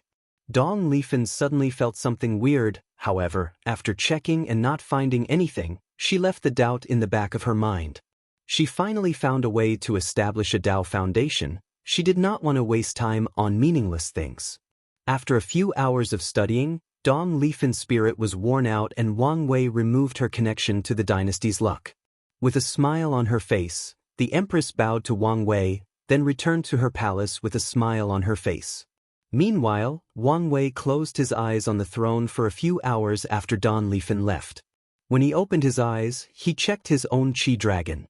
The dragon was still black, however, under its neck, a few scales had turned back to purple. Wang Wei had a wide smile on his face. It seemed that his plan was working better than he imagined. Of course, most of the credits should be given to how talented Dong Lifan actually is. Meanwhile, Li Jun only took a few horse to travel from the capital all the way to the borders. After arriving, he met with General 3, who was waiting for him. He directly asked, "Is everything ready for deployment?" "Yes, Grand Commandant." Li Jun nodded, then headed outside the barracks. There he saw a gigantic wooden phoenix construct waiting for him. This was a soaring phoenix construct especially built for the military. Many soldiers carried their armors and weapons, then boarded inside the puppet construct. After all the soldiers boarded, Li Jun then entered. Soon afterward, one of the soldiers located in the beak of the phoenix bit his tongue to drop his blood on a formation, then he poured his origin Qi in another place, then countless runes and patterns enveloped the construct. Unlike constructs used for civilians that operate on origin stone for energy to function, the ones in the military used origin Qi instead. After the soldier finished pouring his origin Qi, the phoenix construct flapped its wings and flew into the air.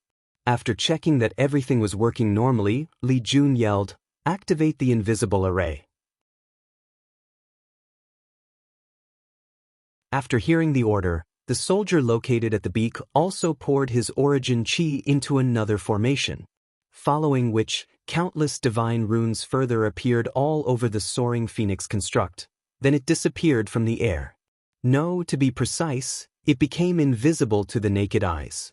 Then the soaring phoenix construct rushed in a certain direction. In fact, it was not just Li Jun that was ordered to be dispatched. A legion composed of General 2, 4 and 5 took many boats heading to the northern side of the barbarian wolf kingdom. Their mission was to use the fastest speed possible to conquer this kingdom. Meanwhile, after traveling for a few hours, the construct reached the mountain where the Black Moon sect was located. Li Jun then ordered his man to surround the entire sect, not leaving any opening for people to escape. Then, Li Jun mobilized his origin Qi and shouted, "The people of the Black Moon sect, you are surrounded by the elite army of the Great Xia dynasty. If you lay down your weapons and allow your cultivation to be sealed, then you will be spared and treated as normal citizens of the dynasty. If you resist, then your sect will be annihilated without hesitation. I can swear in the name of His Majesty the wise sage Wang Wei." Li Jun's voice traveled throughout the entire mountain range, scaring all the disciples and elders of the sect. In fact, Li Jun wanted to directly attract and use force to make these people surrender. However, he could feel that this mountain was separated by a formation that would activate as soon as intruders reached a certain range. However, he was not to hurry as he had already prepared for such a scenario. Meanwhile, the people of the Black Moon sect were freaking out after hearing Li Jun's voice. As such, a meeting of the sect's upper echelon took place. The sect lord and elders were discussing whether to fight with their lives or just surrender like the people of the Great Xia demanded. One elder directly asked, "How did the Great Xia dynasty's army arrive in our territory without us even noticing them? It must be one of the flying constructs that they have invented in the past 2 years. It is such a waste to use such powerful origin artifacts for ordinary mortals."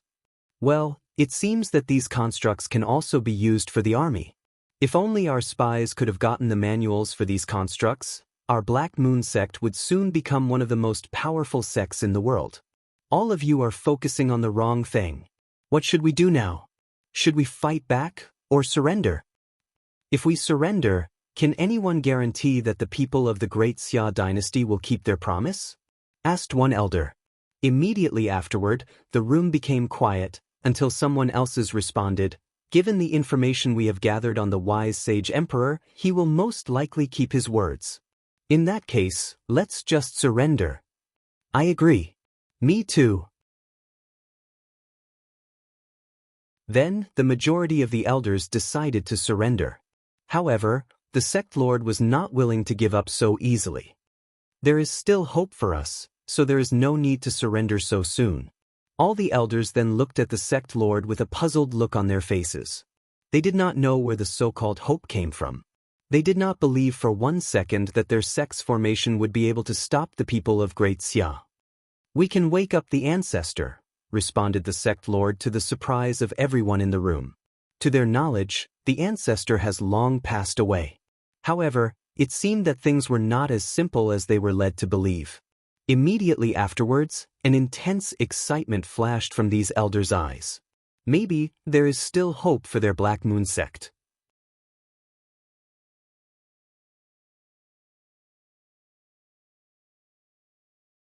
Chapter 120.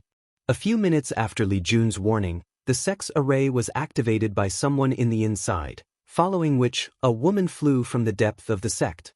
In just a few seconds, he appeared above the elite army of the Great Xia dynasty. However, Li Jun was not that surprised by the fact that a supernatural realm cultivator existed among the Black Moon sect. As soon as he saw someone flying over his head, he gave an order to his men. Then, each of the 10,000 elite soldiers that he brought with him moved in different directions. They all mobilized both their blood chi and origin chi. The countless runes and patterns flew from them and connected together. An array was then instantly formed by all the soldiers. Immediately afterwards, the ancestor of the Black Moon sect discovered to her horror that she lost the ability to fly and fell to the ground. Luckily for her, she was quite powerful and landed safely.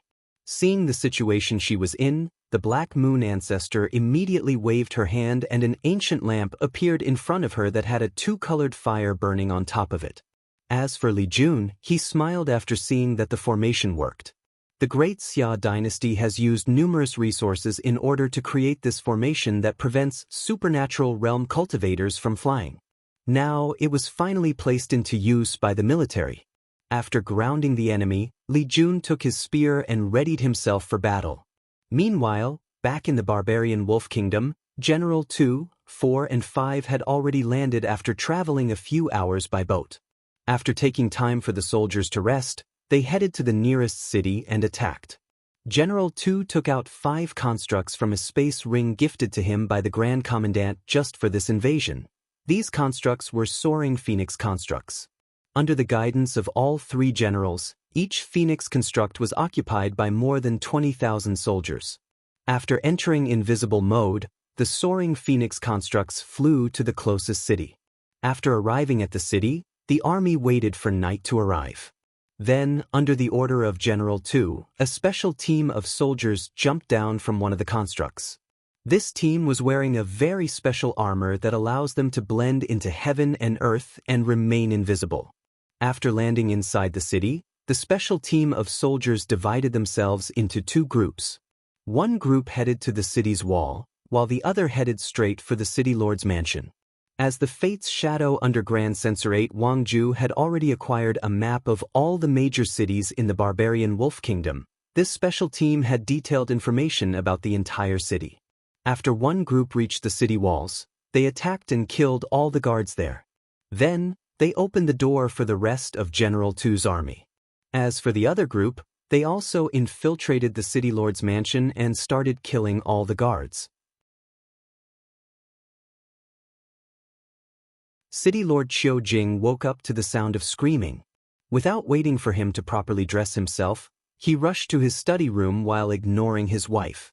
Immediately, he tried to activate a hidden formation that would allow him to communicate to the capital and asked for help.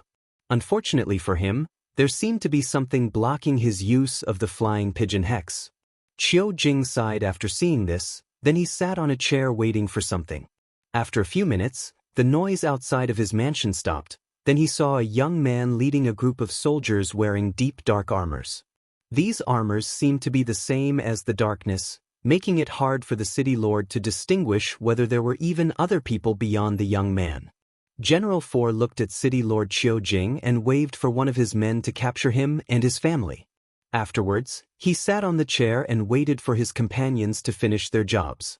And just like that, in just a few hours, this entire city was occupied as swiftly as possible. After the Great Xia army entered the city, they arrested all the available soldiers capable of fighting and imprisoned them, then they took over the entire city. General 2 ordered that a few soldiers remain in the city in order to wait for the people from the Great Xia dynasty. There were countless scholars and government officials located in the boat that were on their way to come govern the city they had occupied. After that, all 3 generals boarded their soaring phoenix construct and headed for the next city to conquer. For this legion, the night will be very long. As a matter of fact, the reason that this conquest seemed so easy was due to the fact that Wang Wei essentially modernized war in his dynasty. He used refining and formations to create modern inventions such as cars, trains, and planes, although they had different names. Then he applied these things to the military. With the soaring phoenix construct or plane, his army can travel anywhere as fast as possible. After that, he took inspiration from the special ops and created armors that have the ability to enter stealth mode. Then, he trained a group of elite soldiers in the art of infiltration. That way, his army can be fast and efficient when taking down cities, and they can sacrifice less lives. In fact, Wang Wei wanted to actually invent guns as well. And he did not need to use gunpowder to do so. All he needed to do was install an array in a gun-shaped barrel that can shoot projectiles. These guns would then use blood or origin chi as energy to activate. Unfortunately, he failed. No, to be precise, he was prevented. When he was going to put his plan into action, Wang Wei suddenly felt an intense rejection from the world. He felt an intense will wanting to eject him out of this world. As such, he knew that Heavenly Tao was warning him not to so intensely change the way that war was waged in this world.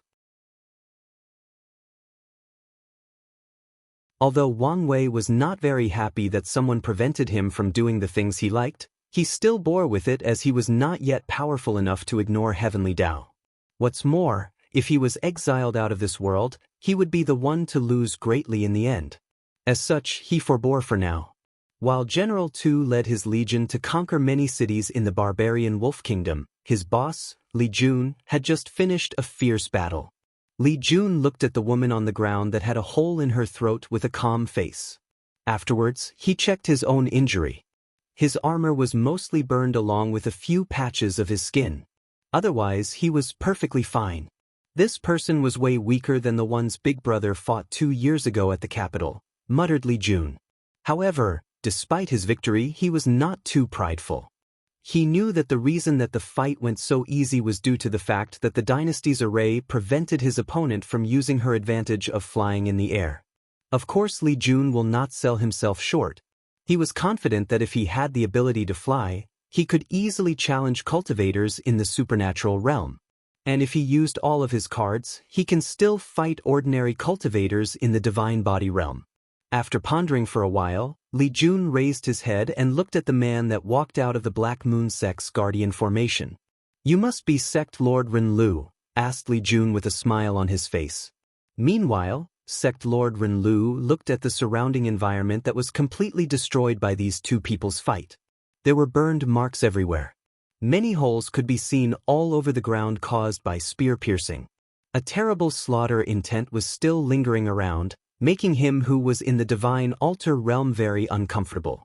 Renlu sighed and cupped his hand to Li Jun and bowed. "Slaughter God Li Jun, I would like to represent the Black Moon sect and surrender to the great Xia dynasty."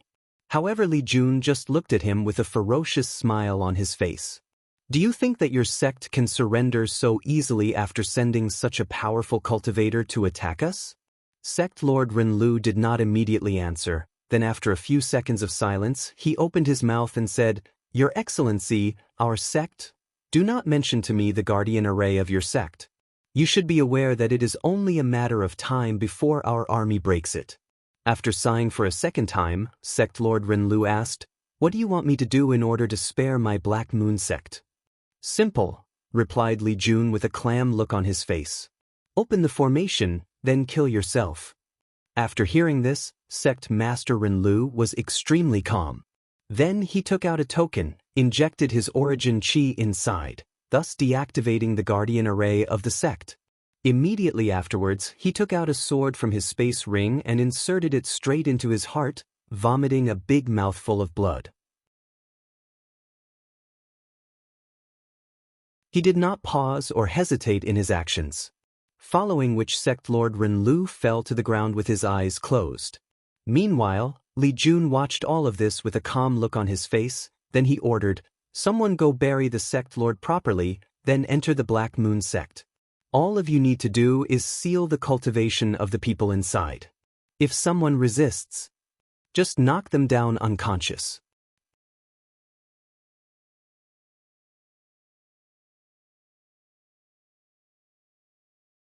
Chapter 121. After Sect Master Renlu sacrificed himself, Li Jun kept his promise and just subdued the disciples and elders of the Black Moon sect. After the sect had fallen, many other scholars and government officials quickly took over all the territories of the Black Moon sect. A process that was remarkably fast and easy. Unlike other kingdoms and dynasties, the people living in those territories did not have any sense of belonging to the Black Moon sect, especially given how this sect views ordinary people as nothing but labor farms that take care of their lands for them. As such, when the common people heard that another powerful dynasty had conquered the tyrant known as the Black Moon sect, they were more than happy to hand over the power to the great Xia dynasty.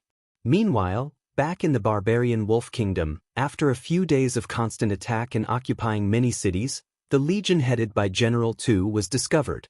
The people of the barbarian Wolf Kingdom used a bunch of highly trained flying demonic beasts to uncover the position of the soaring phoenix constructs. As such, all three-number generals were then forced to fight the kingdom's army in a head-on confrontation. On a vast plain, Generals 2, 4 and 5 stood in front of an army of about 100,000 soldiers. Meanwhile, opposite them stood an army at least 3 times their size led by more than 5 generals wearing armor with a wolf design for helmet. General 2 looked at the army preventing their advance, and he did not really care. What caught his attention was the more than 10,000 cavalry soldiers sitting on large wolves.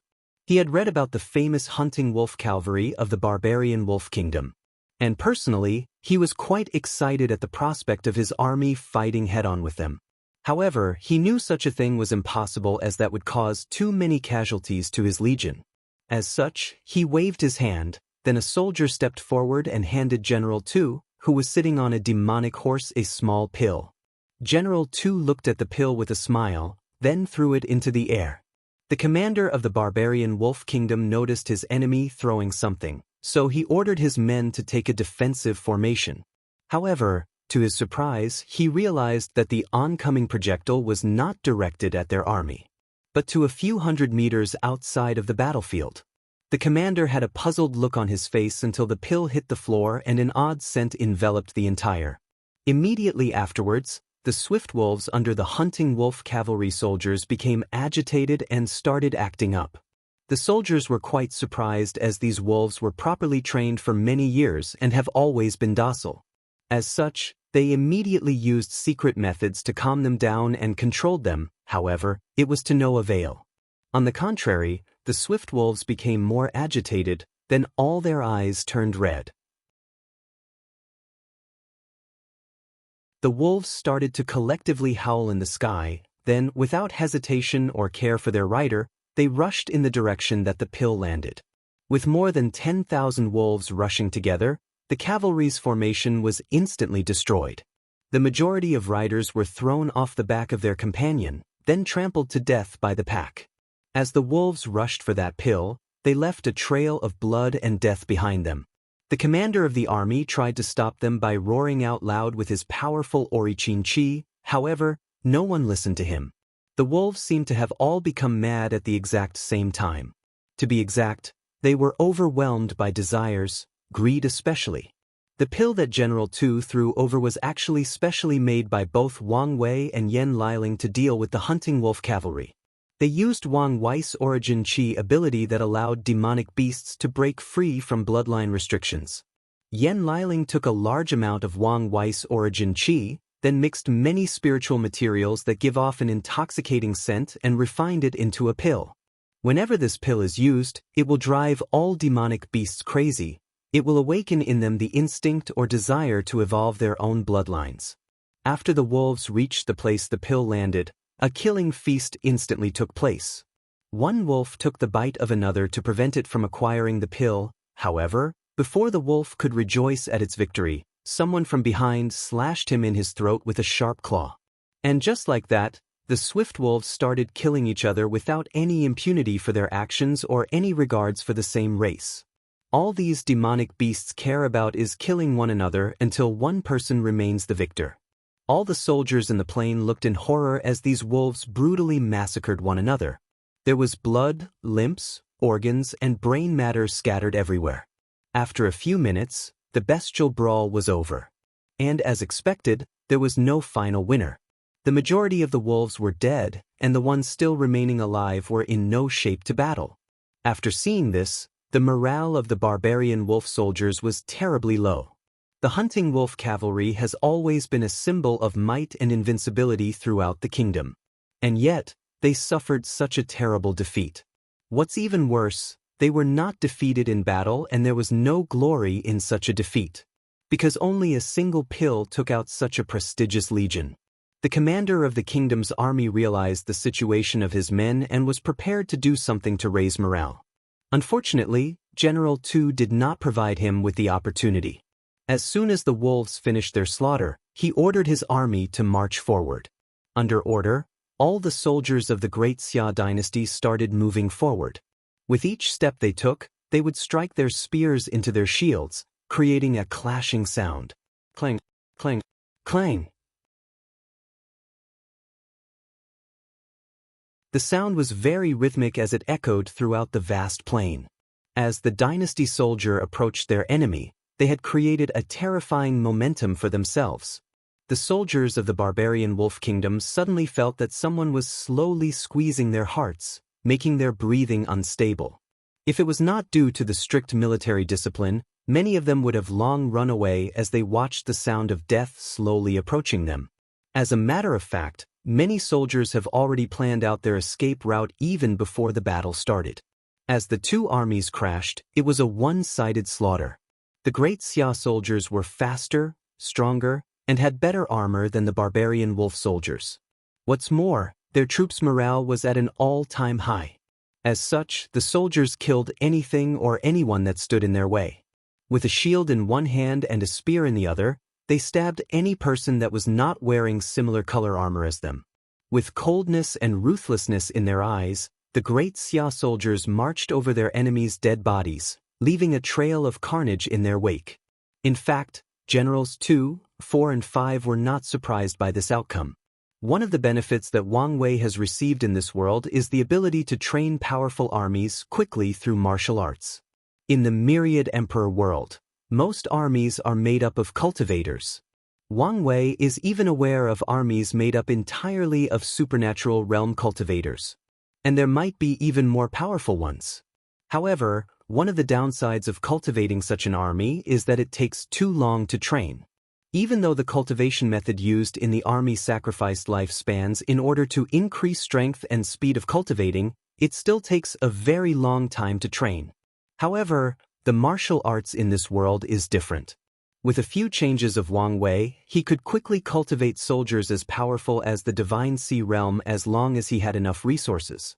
This is something not possible in the Myriad Emperor world.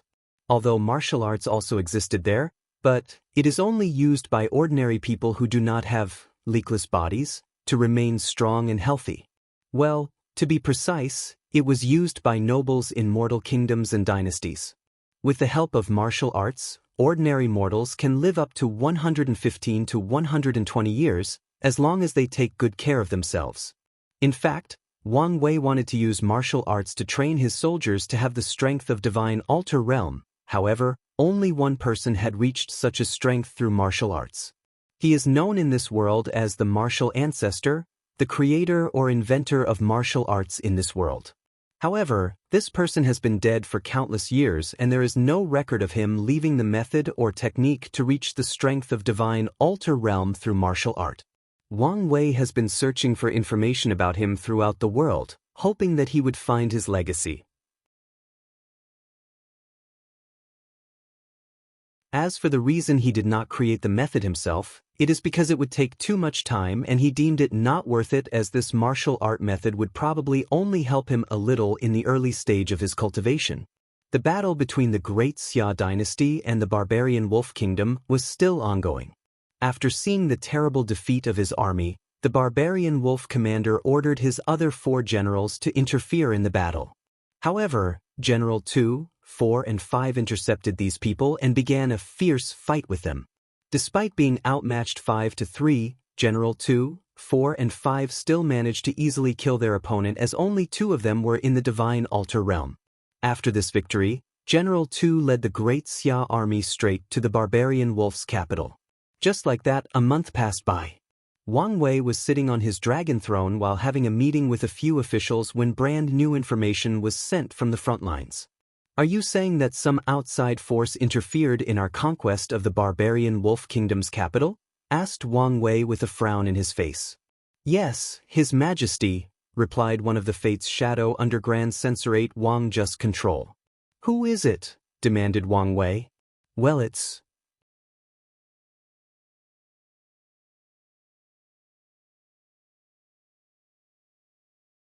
Chapter 122.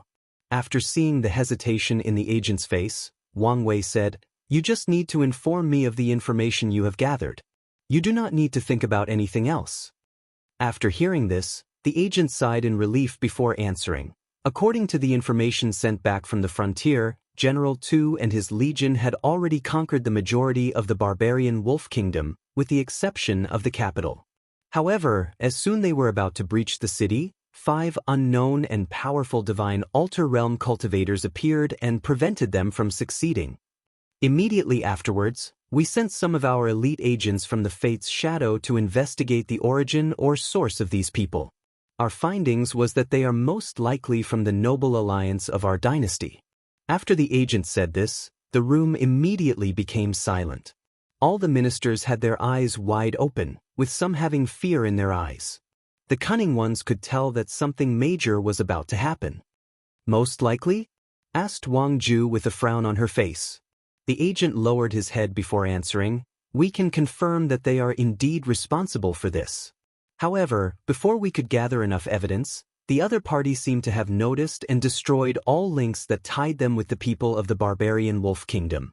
After hearing this, many officials realized that things become complicated. Without evidence, His Majesty cannot just randomly kill these nobles. After all, this dynasty is one that runs with rules and laws. There needs to be some sort of order or process when doing things. After pondering for a while, Wang Wei said, Go give my order to the royal guard captain to imprison all the nobles of the capital. All the officials were shocked, then many of them knelt on the ground and said together, Your Majesty, you cannot. Replied Wang Wei with a calm look on his face. According to the laws of the dynasty, all people need a reasonable crime for them to be arrested, replied one of the ministers kneeling on the ground. From what I remember, my words were the law in this dynasty, replied Wang Wei with a nonchalant look on his face. After hearing this, cold sweat started to fall down these ministers' backs. Despite not releasing any aura, all the ministers in the room suddenly felt a heavy pressure pressing on them coming from Wang Wei. This was his natural aura cultivated as person in high position, as ruler of an entire dynasty, in charge of the lives of billions of people. The room became quiet. Over the years, these officials have grown accustomed to His Majesty's calm, collected, and relaxed demeanor. Unlike the majority of emperors of this world, His Majesty Wang Wei was truly a wise sage as he allowed his officials to express their opinions, to criticize his actions when necessary and to point out his shortcomings. However, as a result of this, many of the officials forgot the fact that His Majesty was in fact a very powerful cultivator who forged his throne with iron and blood. And in the Great Xia dynasty, his words are still absolute. After realizing this, all the officials remained silent and dare not say anything again. After a few minutes of silence, Empress Dong Lifen opened her mouth and said, "Your Majesty, you are right in saying that your words are absolute. However, it is better to use a softer method dealing with this situation. After all, you still have a reputation to uphold. Your Majesty might not care about reputation, but a good reputation can be of great use when dealing with newly conquered territories, especially to calm down and reassure the people." Wang Wei had a pensive look on his face after hearing this, then he nodded. Afterwards, he looked at Wang Ju and asked, "Do you still have the evidence of all the crimes these nobles committed before the dynasty was established?" "Yes, Your Majesty," replied Grand Censorate Wang Ju. "In that case, use these evidences as an excuse to capture and imprison these nobles." Many of the officials secretly nodded in relief. As long as His Majesty does things according to the law, then they are relieved. These officials do not actually care about the lives of these fallen nobilities.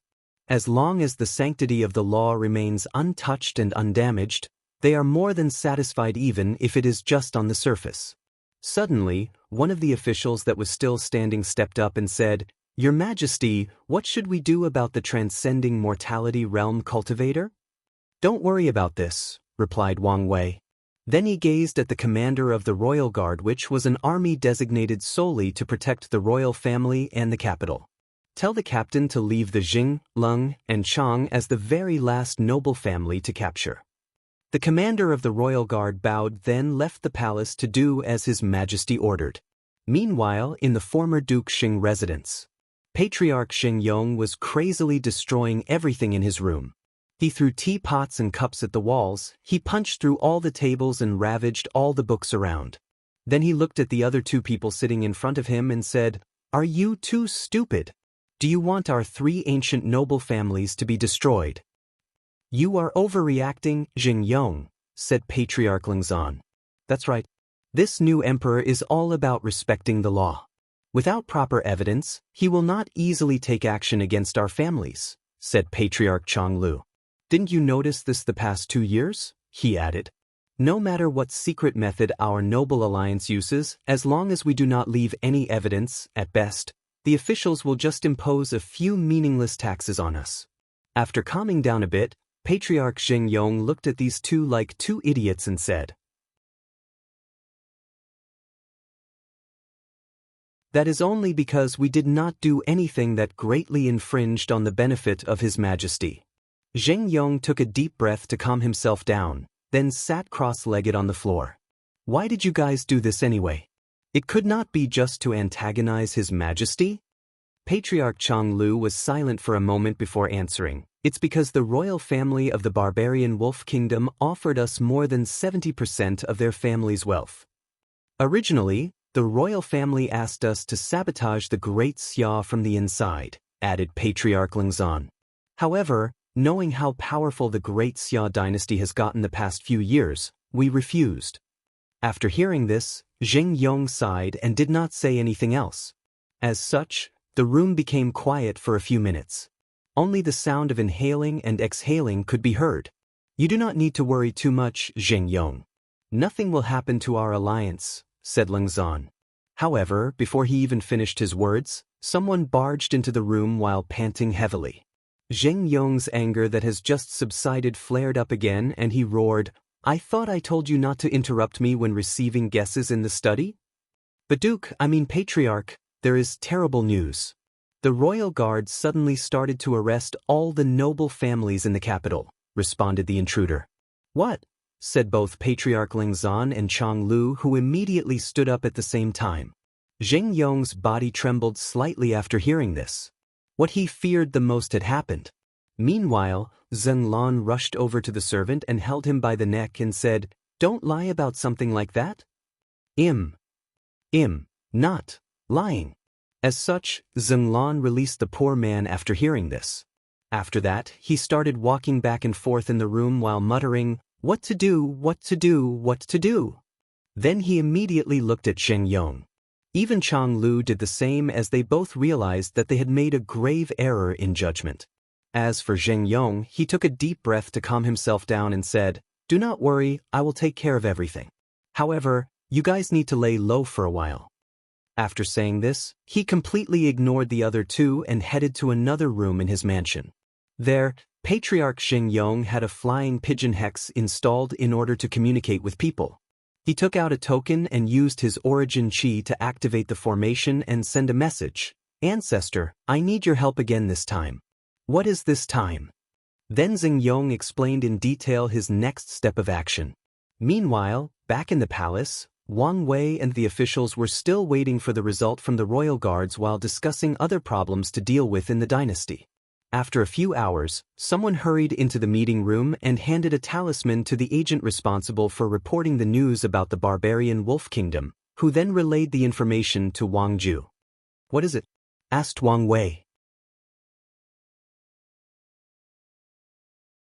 "Your Majesty, we just received news that 3 people flying destroyed countless houses in 3 different cities.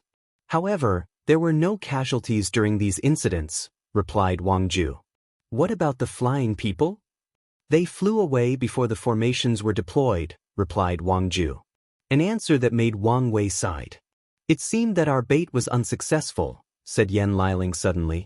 "It's unfortunate," replied Wang Wei. "Go and tell the royal guards to only capture all the properties of the Jing, Leng, and Chang family." Many officials did not understand the conversation between His Majesty and the Chancellor. However, the few that did had sweat falling down their backs. It was then that they realized that His Majesty did not just use his overwhelming strength to become an emperor, but he also had an amazing tactical mind. It's just that he did not need to use it most of the time.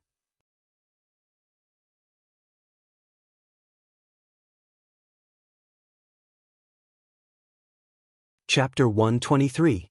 As a matter of fact, the officials were right in thinking that Wang Wei was cunning when necessary. Over the years, he did not stop thinking about how to get rid of these noble families that were a nuisance to his rule. As such, he wanted to kill their backer first, their hidden cards, the supernatural realm cultivators. As such, he invented an array that would prevent them from flying, then secretly trained people that were capable of instantly setting up this formation and scattered these people to different cities of the dynasty's territory. One of the reasons he acted so swift and brutal today was because he wanted to lure these supernatural realm cultivators to show themselves, then rapidly arrest them with the formation he created. Unfortunately, these people seemed to be on guard and just destroyed a few houses before immediately flying away. After sighing for a while that his plan failed, Wang Wei regained his bearing and continued the meeting. "What happened to the pills that I have asked you for?" suddenly asked Wang Wei to Yan Liling. "I'm not done refining them due to the large requirement. I'm still confused. Why do you need so many rare and high-quality pills?" responded Yan Liling with a confused look on her face. "I need them for something. They'll tell you all about it when everything is done." "Well, given the fact it is extremely hard for me to refine low-grade earth-tier pills without a divine sense, it will still take a while for me to refine all of them." "Well, take your time and give them to me when you are done," replied Wang Wei with a calm look on his face. Yan Liling just nodded and did not ask any further questions. However, someone else did.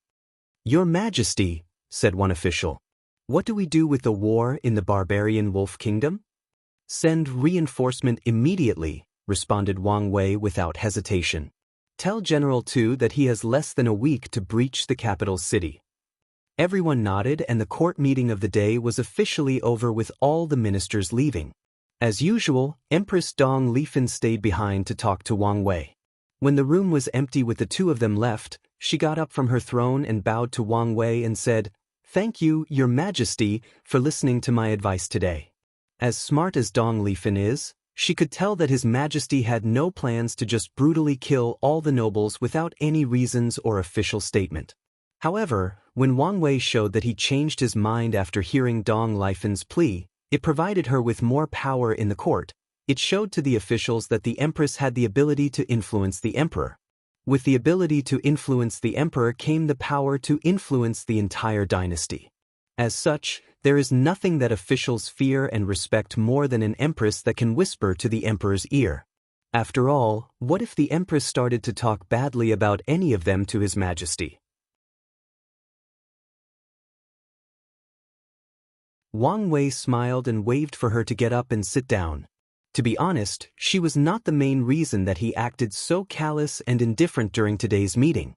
Over the years, in order to properly govern his dynasty, Wang Wei has been using the concept that the law is above everything and should be followed and respected. Although Wang Wei was not as harsh as the Qin's dynasty back on Earth, he was still very moderately strict when it came to the law of Great Xia. Unfortunately, a problem soon arose. A faction of scholars that worshipped the law was formed. These people called themselves the School of Law and became a rabid supporter of this way of ruling the dynasty. At first, Wang Wei supported their factions as it made it easier to control the court. However, recently, these people seem to have gotten over their heads and started to play with the notion that even the emperor should be bound and restricted by the law. So, today, Wang Wei used this opportunity not only to lure his enemy from the shadow, but also to send a message to these scholars that as long as he was here, his words will be absolute, and will be above everything in this dynasty, even the law he himself created. As for Dong Lifan's act of acquiring more power, he just provided an opportunity. In that situation, any of his ministers could have spoken and he would have listened. The fact that she spoke first and took this opportunity showed that she is politically savvy and knows when to take action. As for the reason that neither Wang Ju nor Yan Liling spoke, it was because none of the people cared about the struggle for political power. For one, they had plenty of power already in the Great Xia dynasty. Secondly, and more importantly, they are just travelers in this world. For them, the experience in this small world will one day become nothing but a fond memory that they reminisced about in their very long and fulfilling life. After sitting down, Wang Wei and Dong Lifan then began their study of the dynasty's qi luck. After a few hours, the Empress left happily as usual and Wang Wei checked his qi dragon. He smiled after noticing that a quarter of it had already returned to the color purple. Afterwards, he headed straight for a sealed room in the palace. After opening this secret room, Wang Wei saw countless puppets standing there without moving. All these puppets had human shape and emanated a powerful aura. After checking the room, a vicious smile appeared in Wang Wei's mouth before sealing the room and leaving. Meanwhile, back in the Black Moon sect's territory, Li Jun was sitting inside a military barracks while reviewing papers. After the Black Moon sect surrendered, he quickly brought people over from Great Xia to occupy the territories. After more than a month of hard work, all the people of this new territory became aware of the rules and regulations of Great Xi, including the benefits like free schooling and access to their own fertile lands as long as they pay their taxes. As such, it was quite easy for them to accept the new rule. After reviewing his paper, Li Jun looked at General One and asked, "What about the duel letters? Did the Iron Fist King accept the challenge?" "Yeah, Grand Commandant," responded General One. "The Iron Fist King said that the duel can take place at the border of our territory 3 days from today." Li Jun nodded, not that surprised by the outcome. He did not just randomly make this plan. He did so after a deep and careful analysis of the history and character of the Iron Fist King. Suddenly, Li Jun noticed a hesitant look on General Tu's face. As such, he said, "If you have something to say, just do it." "Commandant, I'm just worried that the Iron Fist King will go back on his words." That all of this is just a trap against you. Li Jun nodded and did not admonish his subordinate for being so cautious. As such, he replied, given the character of the Iron Fist King, the chance of him going back on his words are very slim. However, even if he did so, it will not matter. The reason that I used this method to settle our territories was in order to be fast and efficient. If he goes back on his words, we'll just have to use the hard way to conquer the Iron Fist Kingdom. A fierce light flashed through Li Jun's eyes when he said that, then he continued, and if it is indeed a trap? Li Jun just sneered at the idea. With his strength, would he be afraid of any trap? However, he still took note of this possibility. He has also learned a great deal of things after the incident back in Blackwing City. As such, he decided to take a few elite soldiers to accompany him during this duel just in case something beyond his calculations goes wrong. 3 days later, at the border of the Black Moon Sect's territory and the Iron Fist Kingdom, Li Jun, wearing his armor and holding a spear, waited for someone to show up. After a few minutes, he saw an old man with white long hair and white beard traveling towards him on top of a horse-like demonic beast. After a few minutes, the old man stopped a few meters from Li Jun and descended from his mount. His armor shone under the light of the sun. He looked at his opponent and said, "Slaughter God Li Jun, Iron Fist King Tai Gang," replied Li Jun while observing his opponent with a look of surprise in his eyes. He was surprised at the fact that the Iron Fist King was an old man, but his actual age. Based on secret methods he learned from the sect, without personally checking his body, he can roughly estimate that the Iron Fist King was actually only just over 100 years old. Given the fact that he is actually a peak divine altar realm cultivator, he should have at least 1,000 years of lifespan. And yet, Li Jun could actually see that he did not have long to live. The Iron Fist King looked at the soldiers a few thousand meters from them and asked, "You do not trust me?" "Well, it's just precautions, they will not have any effect on the battle." "Good, then let's get this started," replied the Iron Fist King with excitement after taking out a halberd as a weapon.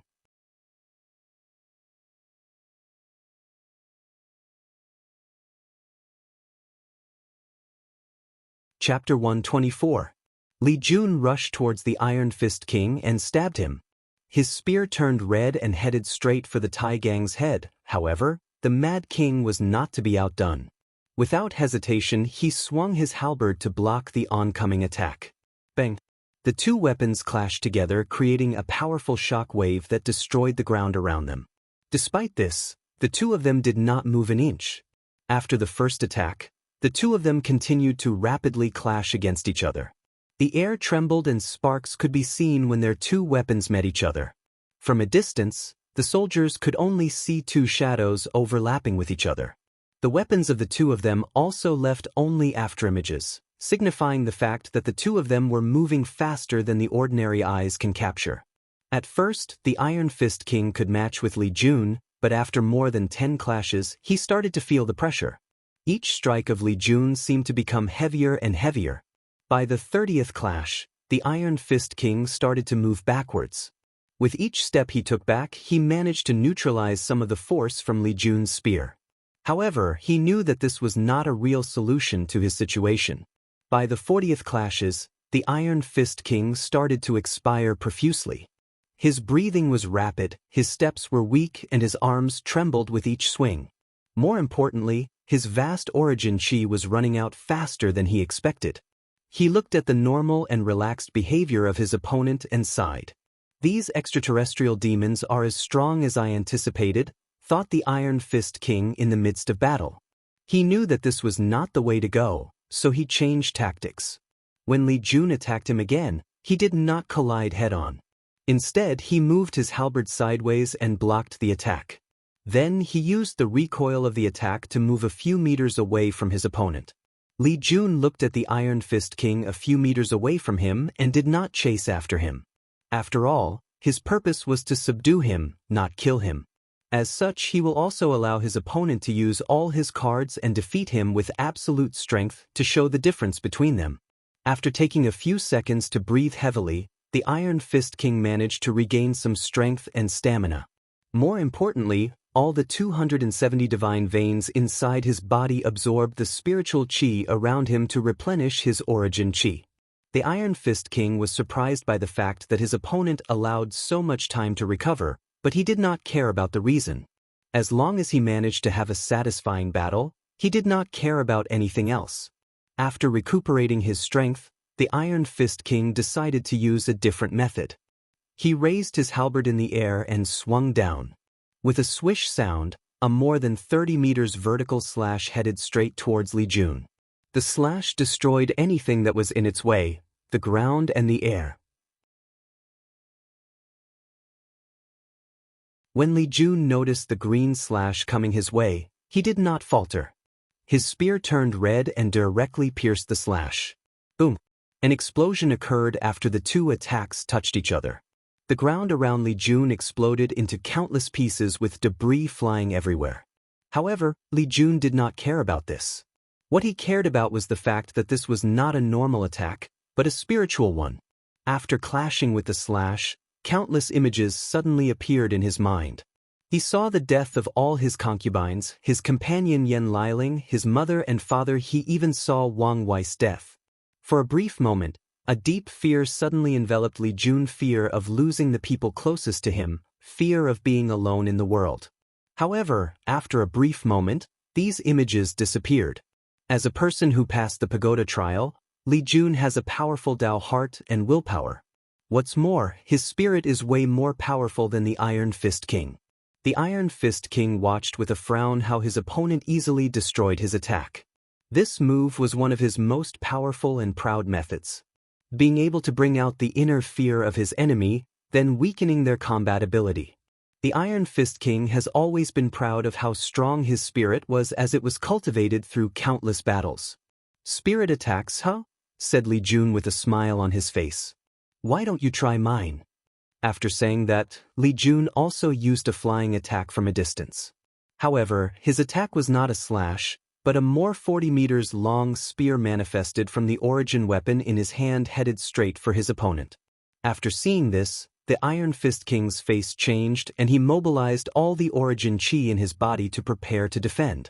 Instead of using another flying attack, the Iron Fist King clashed heads with the oncoming spear. His halberd turned green as he clashed with the upcoming red spear. Boom! The halberd clashed with the attack, creating a powerful explosion in the surrounding slash. Nevertheless, the Iron Fist King still managed to stop the attack for a brief moment. However, it was only for a short while. Immediately afterwards, the spear pushed him backwards, leaving skidding marks on the ground. However, the Iron Fist King was still trying to stop the attack. He vomited a big mouthful of blood and his old face became pale. However, he did not stop. A hint of excitement flashed across his eyes as he used more strength in order to stop the attack. He mobilized all the origin chi possible and strengthened the muscles in his arms to increase his power. This method was somewhat useful. With this newfound power, the spear slowed down dramatically, but it still did not stop completely. As such, the Iron Fist King was miserable. He threw up countless mouthfuls of blood. His armor was mostly destroyed and he seemed to have aged considerably. After being pushed for more than a few hundred meters, the spear was stopped and disappeared. However, before the Iron Fist King could breathe a sigh in relief, an intense desire to slaughter invaded his mind. He secretly cursed as he realized that he was affected by a spiritual attack.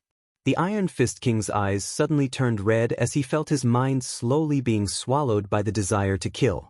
He tried to fight the urge by himself, but it was to no avail. As such, he tried physical pain to wake him up. He clenched his teeth and hands until both his mouth and palms were bleeding. This pain seemed to be useful, so the Iron Fist King sought to use this method. Without hesitation, he stabbed the pointy end of his halberd straight into his thigh. He screamed out loud in agony.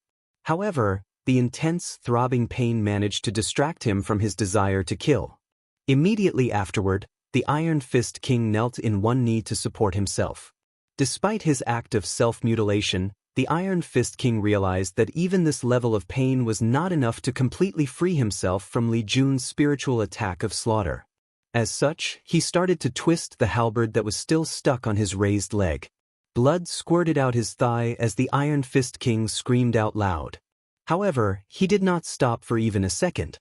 After a few minutes, he stopped his actions as he could feel that he already got his bearing back. The intense urge to kill all things in existence slowly faded away until it was completely gone. The Iron Fist King breathed rapidly as he felt exhausted both physically and spiritually. He looked at Li Jun with a little bit of fear in his eyes. However, immediately afterwards, his fears were replaced by a desire for battle even though he was not in the shape to fight right about now. "Your plan will not succeed," suddenly said Li Jun, who watched all the Iron Fist King's actions with a calm look on his face.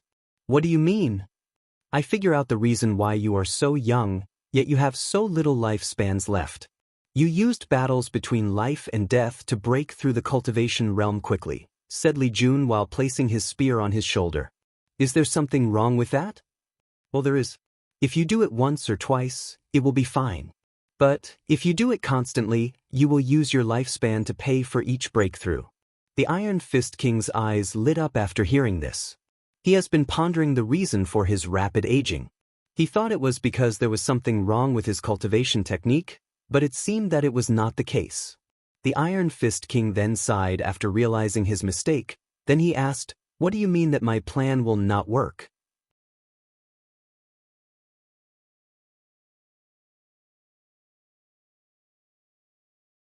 Chapter 125. Li Jun smiled after hearing the question and explained, "You probably wanted to break through the supernatural realm during a life and death situation. However, the success of such a thing is almost impossible." "Why is that?" asked the Iron Fist Kingdom with genuine concern. Although he managed to successfully cultivate to the peel of the divine altar realm, his cultivation technique method did not have the method to break through to the next realm. As such, when he received the due invitation, he accepted without hesitation as he believed this powerful extraterrestrial demon could give him just the right amount of pressure that allowed to break through.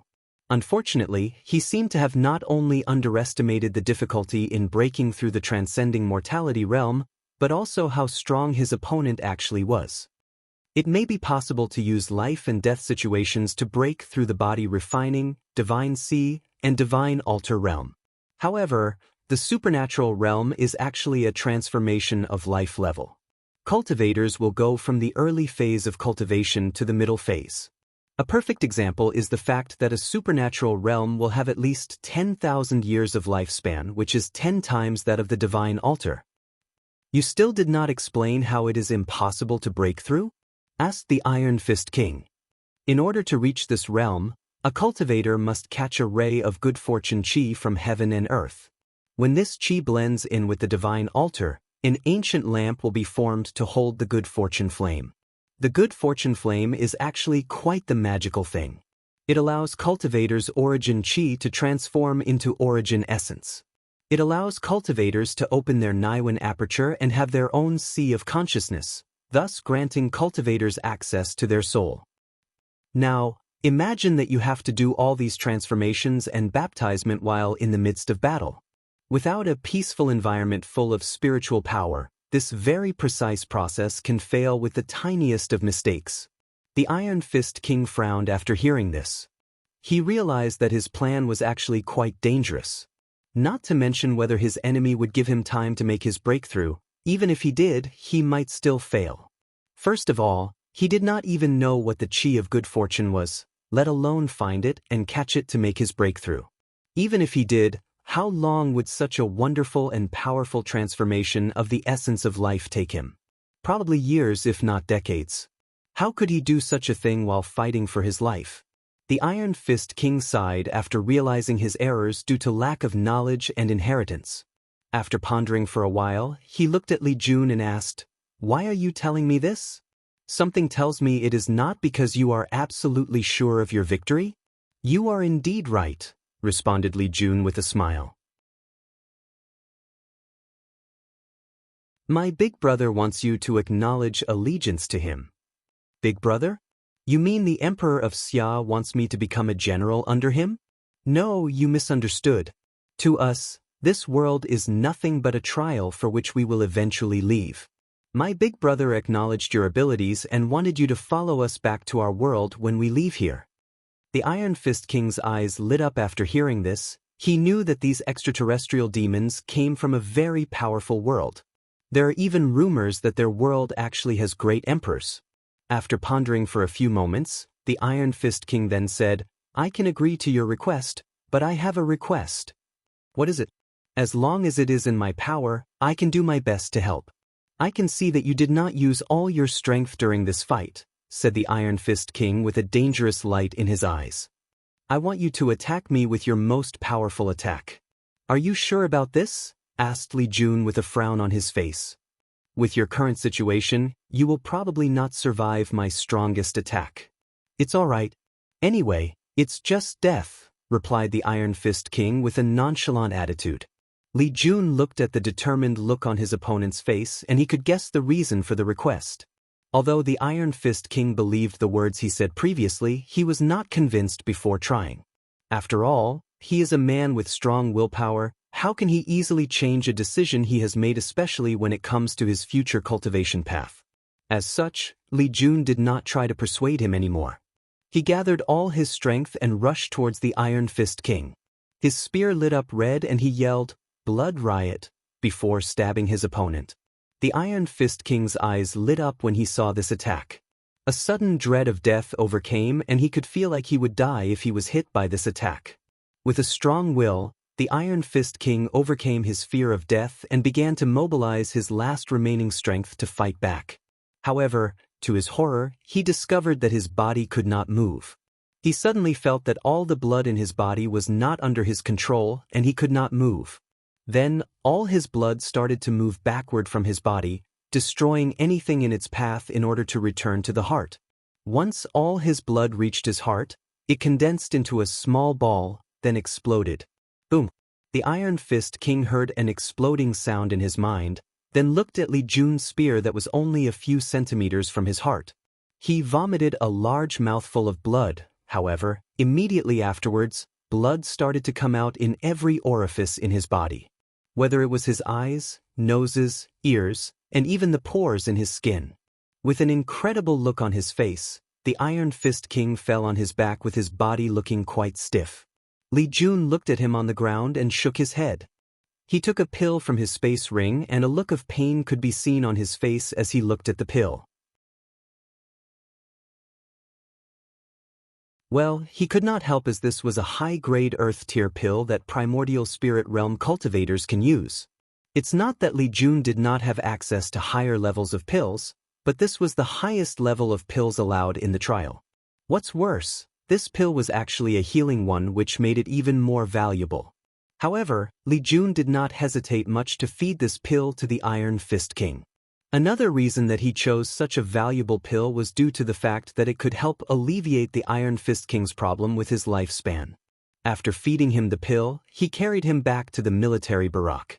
While the Iron Fist King was resting, Li Jun was reviewing the last attack he made during this fight.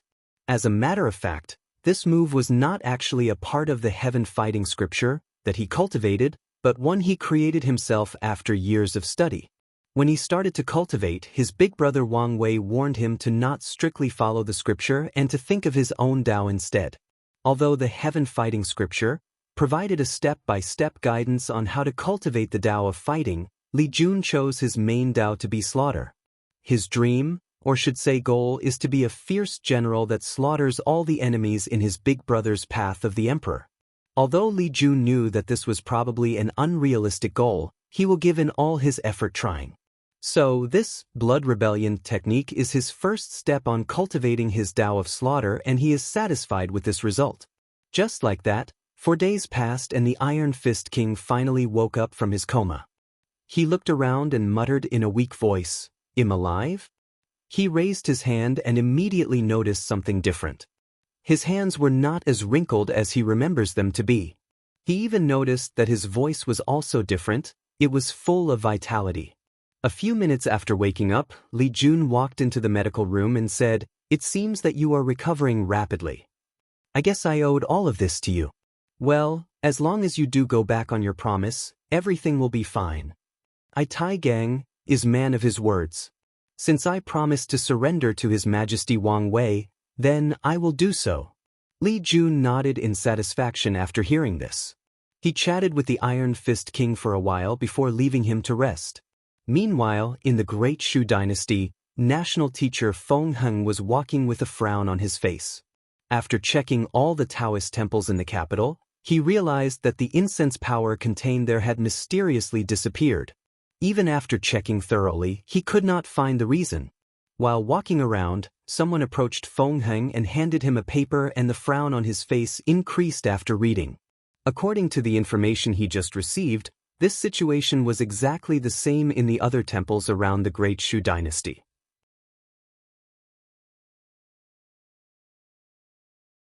Feng Heng knew that the Tai Profound Gate had a strict and severe rule when it came to absorbing incense power. Although he himself knew that he did not do such a thing, however, if one of his competitors used this event as an excuse to attack him, he would be in quite the tough spot. As such, Feng Heng started to mobilize all the power of the dynasty to investigate the situation.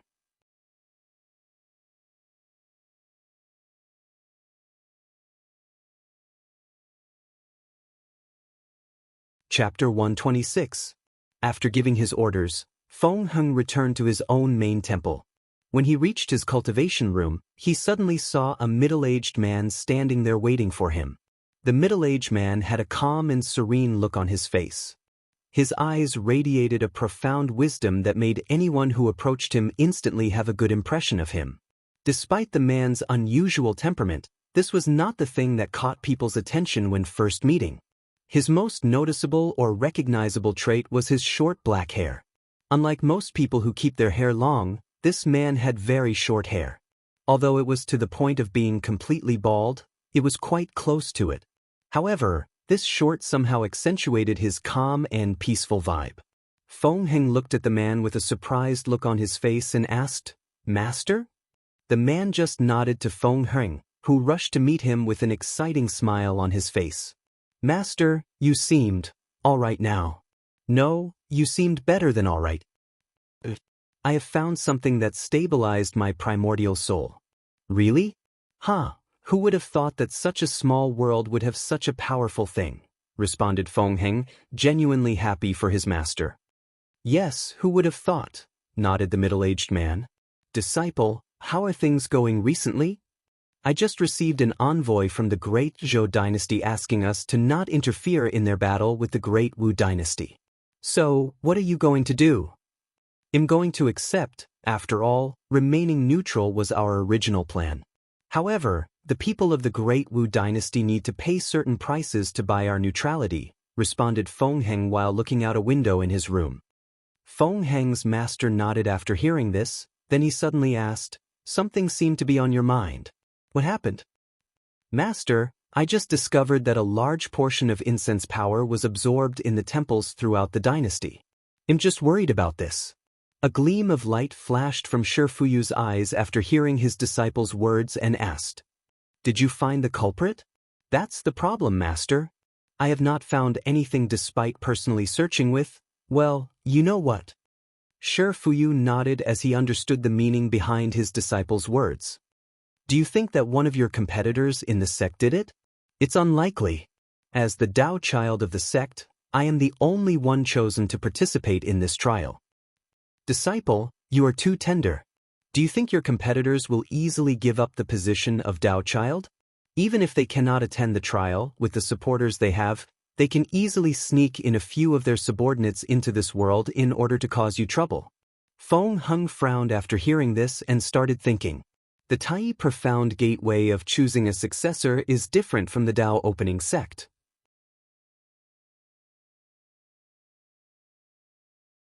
While the Tao opening sect was decided purely based on strength, Wang Wei being the only exception, the Tai Profound Gates process is more complicated due to it being a religious sect based on Taoism. Besides strength, its successor, aptly named Tao Child, is chosen based on the amount of people supporting them in the sect and, more importantly, their understanding of the sect's philosophies and teachings. In the Tai Profound Gate, this is called Dharma Heart or Dharma Perception. One of the reasons that Feng Heng was able to become the Tao child was due to his profound Dharma perception. And the reason he had such a deep understanding of Taoist Dharma was because his master, Shifuyu, personally explained it in great detail to him. As such, Feng Heng has a great deal of respect for his master. Not only because of his powerful origin, but because of his profound understanding of Taoism. After his master pointed out the possibility of his competitors sending spies to try to sabotage his trial, he realized that this was actually a possibility. Even if he failed this trial, his status would not be affected that much. As the sect's Tao child, he is the heaven-chosen selected to fight for the heaven will in this generation. One failure is not enough for him to be disposed of his position. However, if he was ever caught in possession of incense power, then he would be in a difficult situation even if he did not personally absorb it. After thinking about this, Feng Heng decided to spend more resources focusing on finding the spies his competitors sent in this world. At the same time, Shifuyu nodded with a smile after this. Great Zhou Dynasty, Imperial Palace.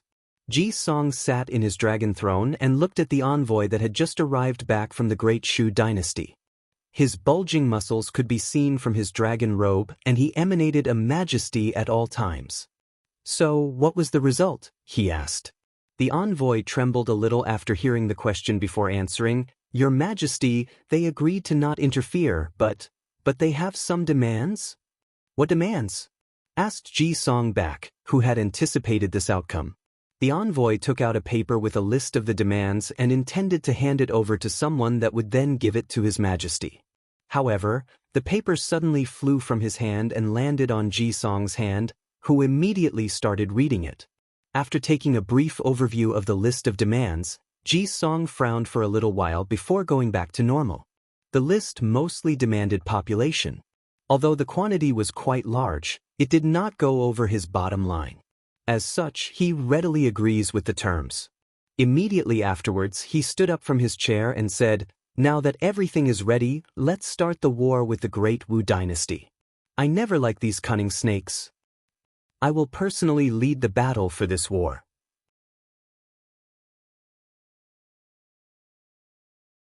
After saying this, Ji Song ignored the dissuasion of his ministers and headed straight for the military barracks. Meanwhile, Prime Minister Ji Su sighed and did not say anything regarding this matter. Back in the Great Xia Dynasty, the Iron King Fist, who has just healed from his injury, was sitting in a soaring phoenix construct flying back to the capital to meet Wang Wei. Is it true that people can become great emperors in your world? Asked the Iron Fist King with a cunning gleam of light in his eyes. Li Jun noticed this gleam and he could understand the reason behind this, but he did not say anything, but just smiled and said, It's true. Our world has given birth to countless great emperors. I wonder what it is like to be so powerful, muttered the Iron Fist King under his breath. After a few hours, the two of them reached the capital and went to see Wang Wei, who was sitting on his dragon throne. After entering the meeting room, the Iron Fist King looked at the officials around and ignored them. He glanced lightly at Wang Wei before bowing. Tai Gang has seen His Majesty. Wang Wei nodded to him to rise, and he took a good look at this charismatic Mad King. Due to the precious pill Li Jun used to heal, he looked a lot younger than the image he saw of him. He no longer looked like a decrepit old man, but more like someone in his 60s. After close observation, Wang Wei discovered that this Iron Fist King did fully respect him. Or to be precise, he seemed to have some ideas that he should not have. As such, Wang Wei suddenly used the power of his true will granted by his transcendent Tao foundation, and he looked the Iron Fist King straight into the eyes. Suddenly, the Iron Fist King felt tremendous pressure from Wang Wei's eyes. He felt like every secret on him had been seen through, then he saw countless strings attached to him and started to strangle him. The Iron Fist King felt a supreme pressure that wanted him to kneel down in allegiance, however, he refused to do so. He bit the tip of his tongue to alleviate the pressure, however, it was of no use. He suddenly coughed off a mouthful of blood and knelt in one knee on the ground. However, he was still resisting the pressure, the supreme will that enveloped him. However, to his horror, he discovered that his divine altar started making creaking sounds, and more new cracks started appearing. He could feel that his divine altar would be destroyed if he resisted anymore, but he refused to give up.